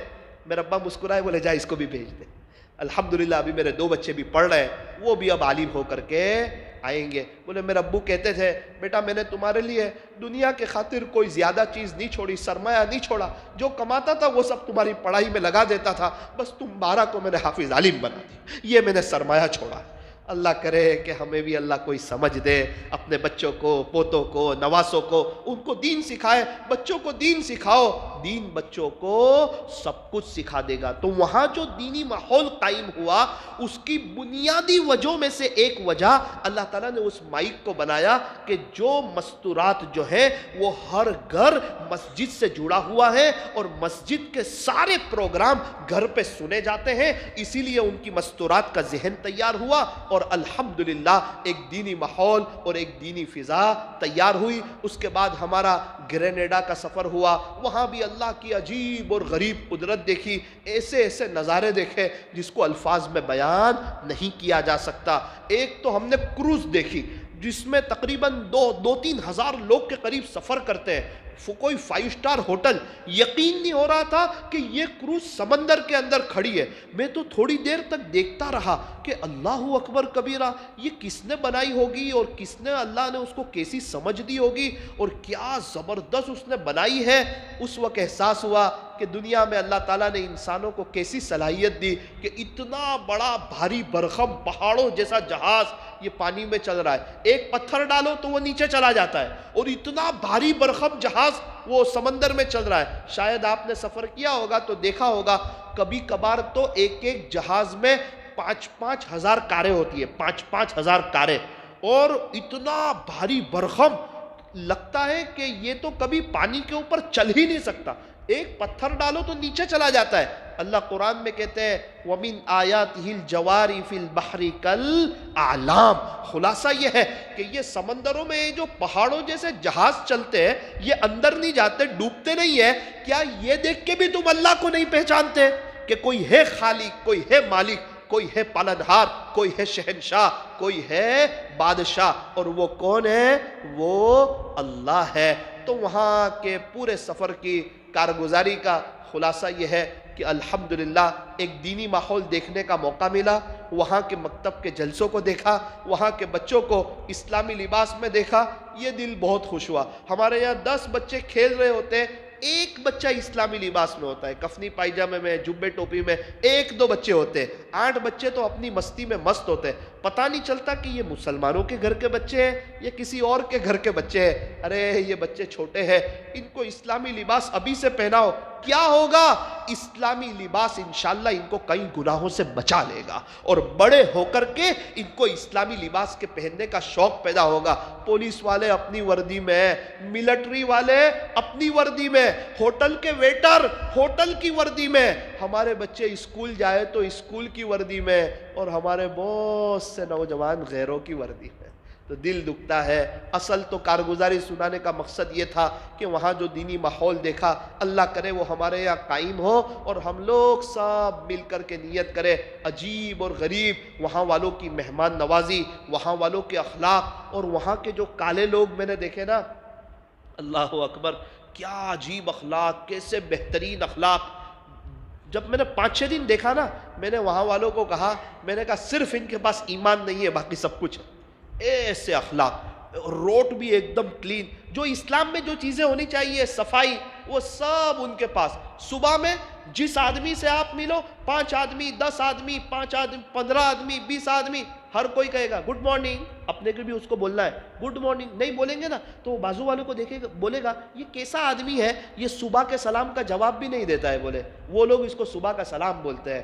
تو اپنے یہاں بھی جتنے لوگ جاتے تھے, ہماری 15 20 25 لوگوں سے تو ملاقات ہوتی تھی سمندر کے کنارے, ہر کوئی گڈ مارننگ گڈ مارننگ. ارے یار اس وقت احساس ہوا کہ یار سلام تو ہمیں سکھایا تھا, ہمیں آپس میں سلام کرنا تھا, لیکن دیکھو یہ سارے طریقے انہوں نے لے لیے. وہ اپنی زبان میں سلام کر رہا ہے اور اپنے انداز کے مطابق کر رہا ہے. اور میرے عزیزو, ان لوگوں کے اخلاق اللہ تبارک و تعالی ہمیں بھی ایسے بہترین اخلاق عطا فرمائے. ہمارے یہاں تو کوئی بھی کچرا ہو, کار کا شیشہ اتار کے ماشاءاللہ اس کو روڈ کے حوالے کر دیتے ہیں, پیچھے والے دیکھیں گے, دیکھا جائے گا. کچرا باہر پھینک دو, گاڑی صاف رکھنی ہے اور روڈ خراب رکھنا ہے, اپنی گاڑی کو صاف رکھنا ہے.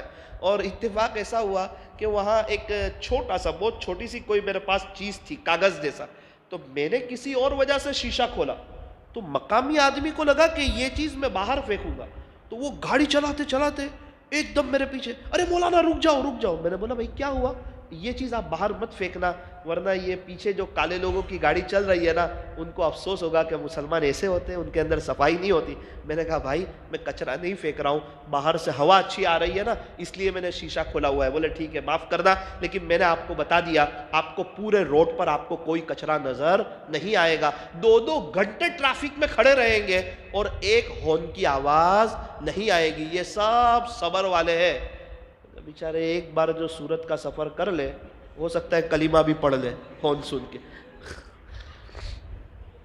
افریقہ کے ایک بزرگ تھے ہمارے ساتھ, وہ سورت میں کہ کہیں 2 گھنٹے انہوں نے ٹریفک دیکھی اور ہارن کی آواز سنی. مجھے کہنے لگے مولانا پہلی بات تو یہ ہے کہ یہ جو گاڑی جو چل رہی ہے اور ایک دوسرے سے ٹکراتے بھی نہیں ہیں, اور مولانا یہ رکشہ والے کہیں بھی روک دیتے ہیں. میں نے بولا ہاں گراہک سے تو ہر ایک کو محبت ہوتی ہے نا, اب ان کے گراہک تو راستے میں ہی ہوتے ہیں, وہ تو جہاں موقع ملے وہاں روک دیتے ہیں. تو کہنے لگے مولانا اگر ہمارے یہاں کے بیچارے کالے لوگ یہ دیکھ لینا تو شاید بے ہوش ہو جائے کہ گاڑی چلتی کیسے ہے اور ٹکراتی بھی نہیں ہے, اور کوئی آدمی یہاں سے آتا ہے ایسے کٹ مارتا ہے ایسے کٹ مارتا ہے. میں نے کہا حضرت, بولے بیٹا یہ تو کوئی فرشتوں کا نظام ہی لگ رہا ہے, اور جس نے صورت میں سمجھتا ہوں جس نے صورت میں ڈرائیونگ کر لی وہ شاید پوری دنیا میں کہیں بھی گاڑی چلا سکتا ہے. اللہ اکبر. پھر حضرت نے ایک جملہ کہا مجھے کانپور میں, حضرت نے ایک جملہ کہا, بیٹا یہ 2 گھنٹے میں جتنے ہارن میں نے سنے نا, یہ 2 گھنٹے میں میری پوری لائف میں اتنے ہارن میں نے نہیں سنے. ہر کسی کو جلدی ہے, کام کیا ہے فری ہے لیکن جلدی بھی ہے. سمجھ میں نہیں آتا یہ کیسے بیزی ہے, کام بھی کچھ نہیں ہے اور جلدی بھی ہے. بھائی اللہ تعالی ہمیں ٹرافک کے نیم سمجھنے کی بھی توفیق عطا فرمائے. اس طرح بائک پارک کرنا کسی کو تکلیف پہنچے, یہ شریعت میں بہت بڑا گناہ ہے. بہت سے لوگ تو بائک بہت فاسٹ چلاتے اور ان کو کہا جائے کہ بھائی ٹکر لگے گی تو نقصان ہوگا, وہ بولتے شہید ہوں گے ڈائریکٹ جنت میں. او بھائی ایسا نہیں ہے. ایک مسئلہ سمجھو آپ, ایک بائک کی اسپیڈ 80 کی ہے, شریعت اس کو 80 کے حد تک جائز سمجھ رہی ہے کہ اس روڈ پر شریعت کے مطابق 80 کی اسپیڈ پہ چلنا چاہیے. اگر وہ 120 پہ چلتا ہو اور اس کا ایکسیڈنٹ ہو تو آپ مفتیان کرام سے پوچھنا اس کو خودکشی کا گناہ ہو, وہ شہید نہیں ہوگا. شہید تو وہ ہوگا جو 80 پہ چل رہا ہو اور اس کا ایکسیڈنٹ ہو جائے, وہ ہوگا. یہ تو خود اپنی موت کو دعوت دے رہا ہے. خودکشی میں کیا ہوتا ہے, انسان زبردستی مرتا ہے. اور آپ کے یہاں تو ماشاءاللہ لوگ بڑی اچھی بھی بائک چلاتے ہیں, بہت الگ الگ نظارے صورت میں بھی ہے, لیکن صورت کے باہر ہو تو کہیں اللہ کی قدرت صورت کی بھی بیان کی جائے. اللہ تبارک و تعالی ہمارے بیٹھنے جمع ہونے کو قبول فرمائے. ساری بات کا خلاصہ یہ ہے, نیت کرو انشاءاللہ ہم بھی مہمان نواز بنیں گے انشاءاللہ, اور نیت کرو ہمارے یہاں بھی دینی ماحول کو قائم کریں گے. کسی اللہ والے سے بیعت ہونا اور ان کی معمولات کی پابندی کرنا ایک چیز, اور اپنی مسجد میں مسجد اور جماعت سے جڑ جانا. ماشاءاللہ آپ مختلف جگہ سے آئے ہوئے ہو, تھوڑا سا دل پر لے لو کہ انشاءاللہ ہم لوگ کہیں بھی مسجد وار جماعت میں اپنی مسجد میں بیٹھیں گے اور ملاقاتوں میں جائیں گے اور گشتوں میں جائیں گے اور اللہ کے دین کی محنت کریں گے. ایک مولانا تو نوجوان تھے, ان سے ملاقات ہوئی, عجیب کئی سال ہو گئے عصر سے مسجد میں آتے ہیں تو عشاء میں نکلتے ہیں. میں نے ان کو یہاں پوچھا تھا, میں نے کہا حضرت آپ عصر سے جاتے ہیں تو عشاء میں نکلتے ہیں؟ کہنے لگے بیٹا میں نے یہ وقت اپنے اللہ کو دے دیا ہے اور اللہ سے وعدہ کر لیا ہے جب تک زندہ رہوں گا عصر سے عشاء کا وقت آپ کا. اللہ اکبر. تو ابھی بھی ایسے لوگ وہاں پر بھی موجود ہیں اور عجیب اور غریب ایک دین کی محنت ہو رہی ہے. یہ تھی وہاں کی کچھ خوبیاں، کچھ باتیں، کچھ بہاریں، دینی ایک ماحول اور دینی ایک کلچر اور ان لوگوں کا ایک دین سے شوق اور اس طرح اللہ والوں کی آمد. یہ اس میں سے بہت کچھ الحمدللہ صورت میں بھی ہو رہا ہے. اور بھی ہمارے ساتھی اس کو جو تھوڑا دل پر لے لیں کہ انشاءاللہ اب ہم بھی اللہ کو راضی کریں گے، گناہوں سے بچیں گے. اللہ تعالی ہمارے بیٹھنے کو، جمع ہونے کو قبول فرمائے اور ہمیں بھی اللہ دین کے خاطر سفر کرتے رہنے کی توفیق اور سعادت نصیب فرمائے. چل دین کی تبلیغ میں چلنے کا مزہ دیکھ، اللہ کے راستے میں نکلنے کا مزہ دیکھ. ساحل سے لگے گا کبھی میرا بھی سفینہ، دیکھیں گے پھر شوق سے مکہ و مدینہ. رمضان کا مبارک مہینہ ہے، بہت بہاروں میں ہم لوگ، بہت بہاروں میں ہیں. حافظ جی مسجد والوں بہت راحت میں ہے. میری ان آنکھوں نے دیکھا تھا گزشتہ رمضان میں نوساری میں چھٹا روزہ تھا، ایک مولانا کو اٹیک آیا تھا، پورا گھر آگے پیچھے ہو گیا تھا. دوسرے دن میں ہسپتال میں گیا تھا، سب لوگ آئی سی یو روم میں تھے، ان کی فیملی باہر بیٹھ کے تڑپ رہی تھی، مولانا اندر تڑپ رہے تھے. میں ان سے ملنے گیا، وہ کہنے لگے مولانا مجھے کیا ہو گیا، میری تراویح جا رہی ہے، میرے روزے نہیں ہو رہے ہیں، میرا رمضان ضائع ہو رہا ہے، میں بھی پریشان ہوں، میری فیملی بھی پریشان ہے. وہ بیچارے باہر کے رہنے والے تھے، وہ باہر والوں کا جلدی کوئی ساتھ دیتا نہیں. اللہ ہمیں صحیح سمجھ عطا فرمائے. تو وہ بیچارے ان کی ایک بہو گھر آتی، کھانا بناتی، اور سحری بھی وہاں ہو رہی ہے اور افطاری بھی وہاں ہو رہی ہے. شکر کرو اللہ تعالیٰ نے ہمیں صحت دی ہے، تندرستی دی ہے اور اللہ نے ہمیں عافیت دی ہے. بہت سے لوگوں کے رمضان ہسپتال میں گزر رہے ہیں، آئی سی یو روم میں گزر رہے ہیں اور بہت سے لوگوں کے رمضان جیلوں میں گزر رہے ہیں. میں سفر میں تھا، ایک ساتھی سے ملاقات ہوئی، کہنے لگے مولانا آپ جا رہے ہو نا، میں بھی جیل میں جا رہا ہوں، پیرول پہ آیا تھا. میں نے کہا اچھا جیل میں جا رہے ہو؟ کہا ہاں. اپنے بیٹے کو لائے، کہا مولانا یہ 5 سال کا تھا جب میں جیل میں گیا تھا، ابھی یہ 25 سال کا ہو گیا، ابھی تک میں جیل میں ہوں. پورا سال گزر جاتا ہے، رمضان کا مہینہ آتا ہے، افطاری کا دسترخوان سجتا ہے، میری فیملی والے مجھے یاد کر کے بہت روتے، مولانا 20 سال ہو گئے، میری کوئی غلطی بھی نہیں تھی. اس وقت میں نے ان کو تو دعا دی اور باہر آ کے اللہ کا شکر ادا کیا. اللہ آپ کا شکر ہے، آپ نے ہمیں بہت اچھی حالت میں رکھا ہے، بہاروں میں رکھا ہے، نعمتوں میں رکھا ہے. اب ہمیں توبہ کی توفیق دے دے اور یو ٹرن لینے کی توفیق دے دے. اور بیچارے وہ جیل میں ان لوگوں کے رولز فالو کر رہے ہیں اور ہم آزادی میں رہ کر اللہ اس کے رسول کے رولز کو فالو نہیں کر رہے ہیں. اللہ تعالی ہمیں عمل کی توفیق عطا فرمائے. دعا سے پہلے تھوڑی دیر کے لیے ذرا آنکھوں کو بند کریں اور اپنی گردن کو جھکائیں اور اللہ سے لو لگائیں. اندر باہر کی لائٹوں کو بند کر دیجئے، آنکھوں کو بند کریں. اللہ دیکھ رہے ہیں ہمیں، مجھے بھی دیکھ رہے ہیں، آپ کو بھی دیکھ رہے ہیں. پہلے کچھ ذکر کر لیتے ہیں، بہت اچھا موقع ہے، رمضان کا مبارک مہینہ ہے، رمضان کی بہت سنہری گھڑیاں ہیں. باہر کی بھی لائٹیں بند کر دیں تاکہ تھوڑی قبر کی بھی یاد آئے. لا الہ الا اللہ، لا الہ الا اللہ، لا الہ الا اللہ، لا الہ الا اللہ.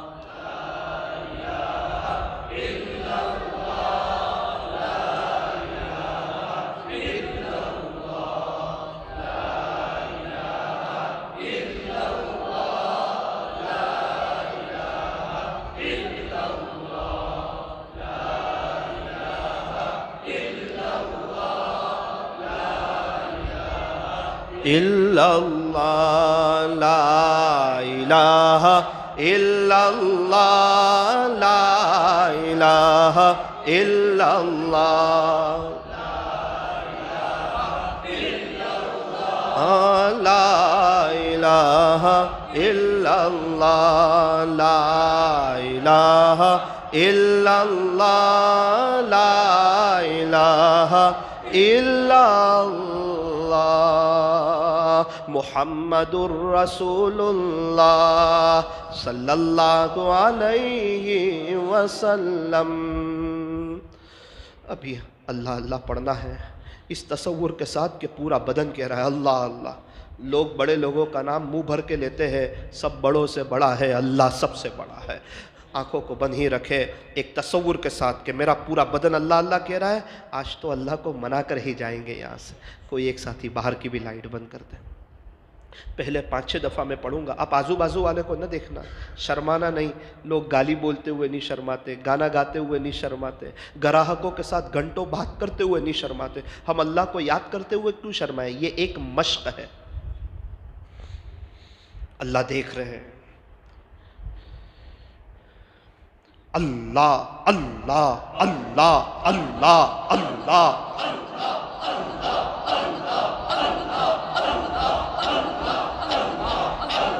अल्लाह अल्लाह अल्लाह अल्लाह।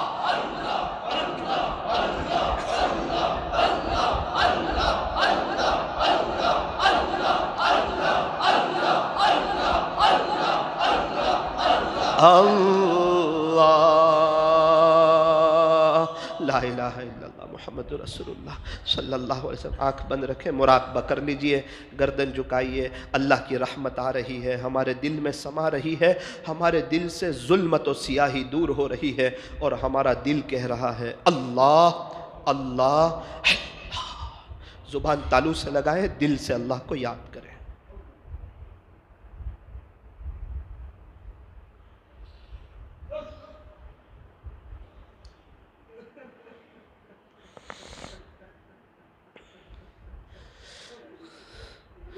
कितने हमसे मिलने जुलने वाले कब्रों में पहुंच गए, कोई मैसेज भी नहीं आया उनका, वो किस हाल में है। हमारे साथ थे, हमारी आंखें उनसे देखती थी, हम उनसे बात करते थे। कितने ऐसे होंगे, किसी के अब्बू किसी के अम्मा भी चले गए, कुछ पता नहीं किस हाल में। वो क्या वक्त होगा जब मलकुल मौत मेरे और आपके पास आएंगे और हम लोग पता नहीं क्या काम में होंगे, वो रूह कब्ज़ करेंगे, मुझे और आपको लिटा दिया जाएगा और जनाजा लाया जाएगा, तख्ता लाया जाएगा। एक तरफ पानी गर्म हो रहा होगा, 5-6 लोग मुझे और आपको उठाएंगे, हमारे कपड़े उतारेंगे। ये हुआ हमारे परदादा के साथ, उनके अब्बा के साथ, हमारे नाना के साथ, हमारी नानी के साथ।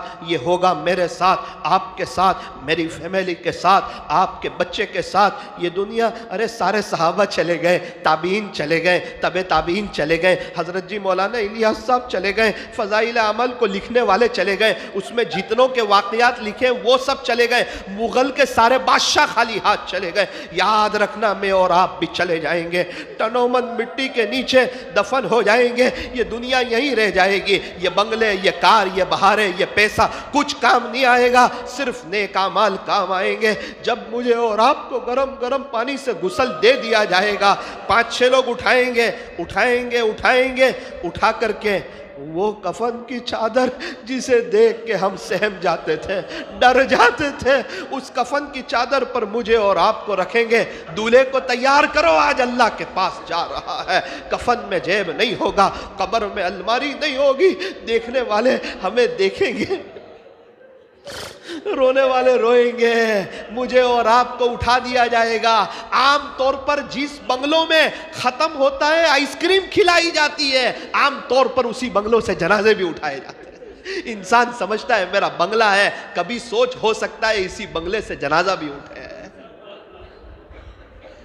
नमाज होगी, कब्र के करीब मुझे और आपको रखा जाएगा। बच्चा उतरेगा कब्र में, कहेगा चचा जान मेरे अब्बू को दे दो। 5-6 लोग मुझे और आपको उठाए, ये होगा 5-6 लोग मुझे और आपको उठाएंगे।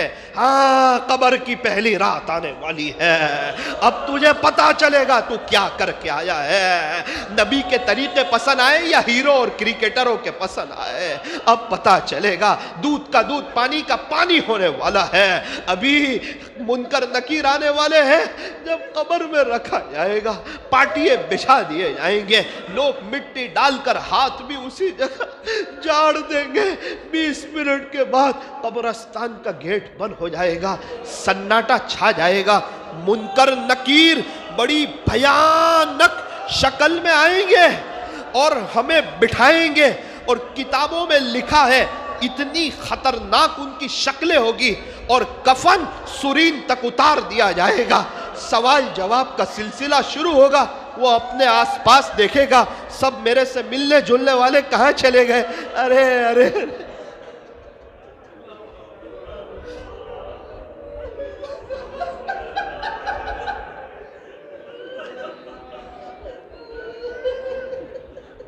ہوا و حرص والا دل بدل دے میرا غفلت میں ڈوبا دل بدل دے. بدل دے دل کی دنیا دل بدل دے خدایا فضل فرما دل بدل دے.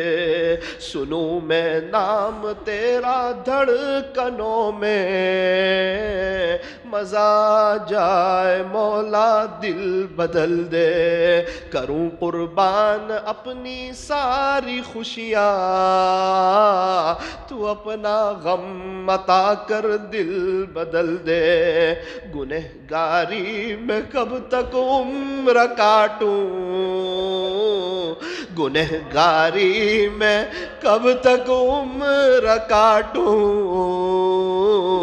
گنہگاری میں کب تک عمر کاٹوں.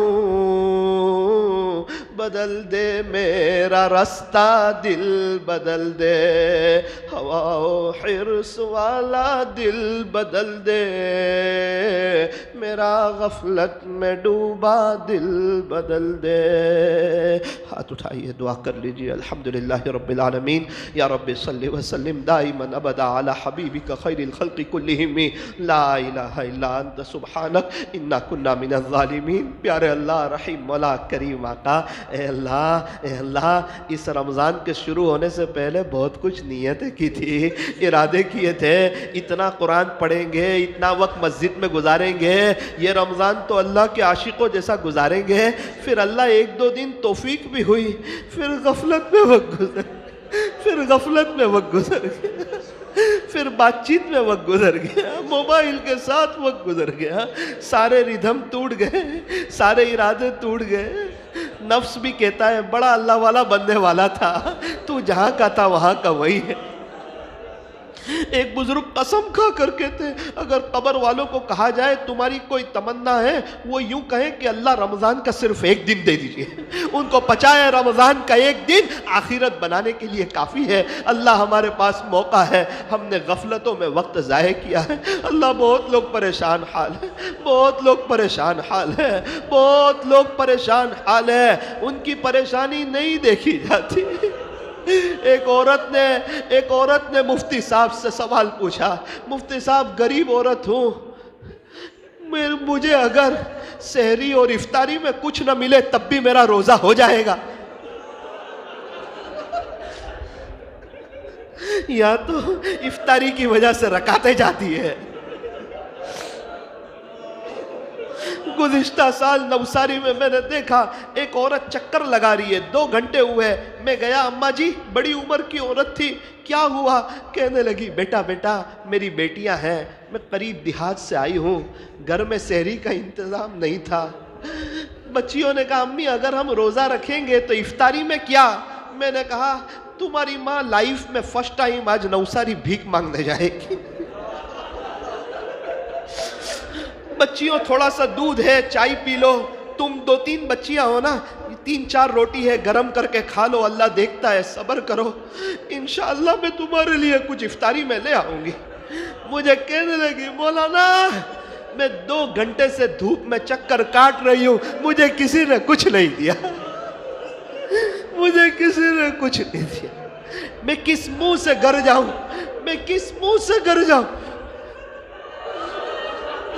اپنی زبان میں اللہ سے دعا کر لیجئے اپنی زبان میں کہیں اللہ ہم آپ کو ڈھونڈتے آ گئے ہیں ہم آپ کو تلاش کرتے آ گئے ہیں آپ کو لینے کے لیے آئے. جنید جمشید چینج ہوئے نا میں بھی چینج ہو جاؤں گا. سعید انور چینج ہوئے نا میں بھی چینج ہو جاؤں گا. عارف خان چینج ہوئے نا میں بھی چینج ہو جاؤں گا. اللہ آج کی رات یہ میری توبہ کی رات بنا دے. بہت سے ایسے ہوں گے کسی کے امی چلے گئے کسی کے ابو چلے گئے افطاری کے دسترخوان پر ماں باپ کی یاد تو ستاتی ہے.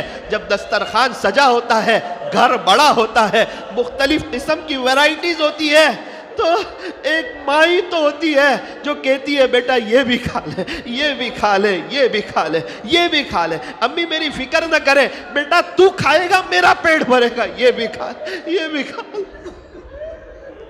اپنی اپنی زبان میں اللہ سے مانگ لیجیے۔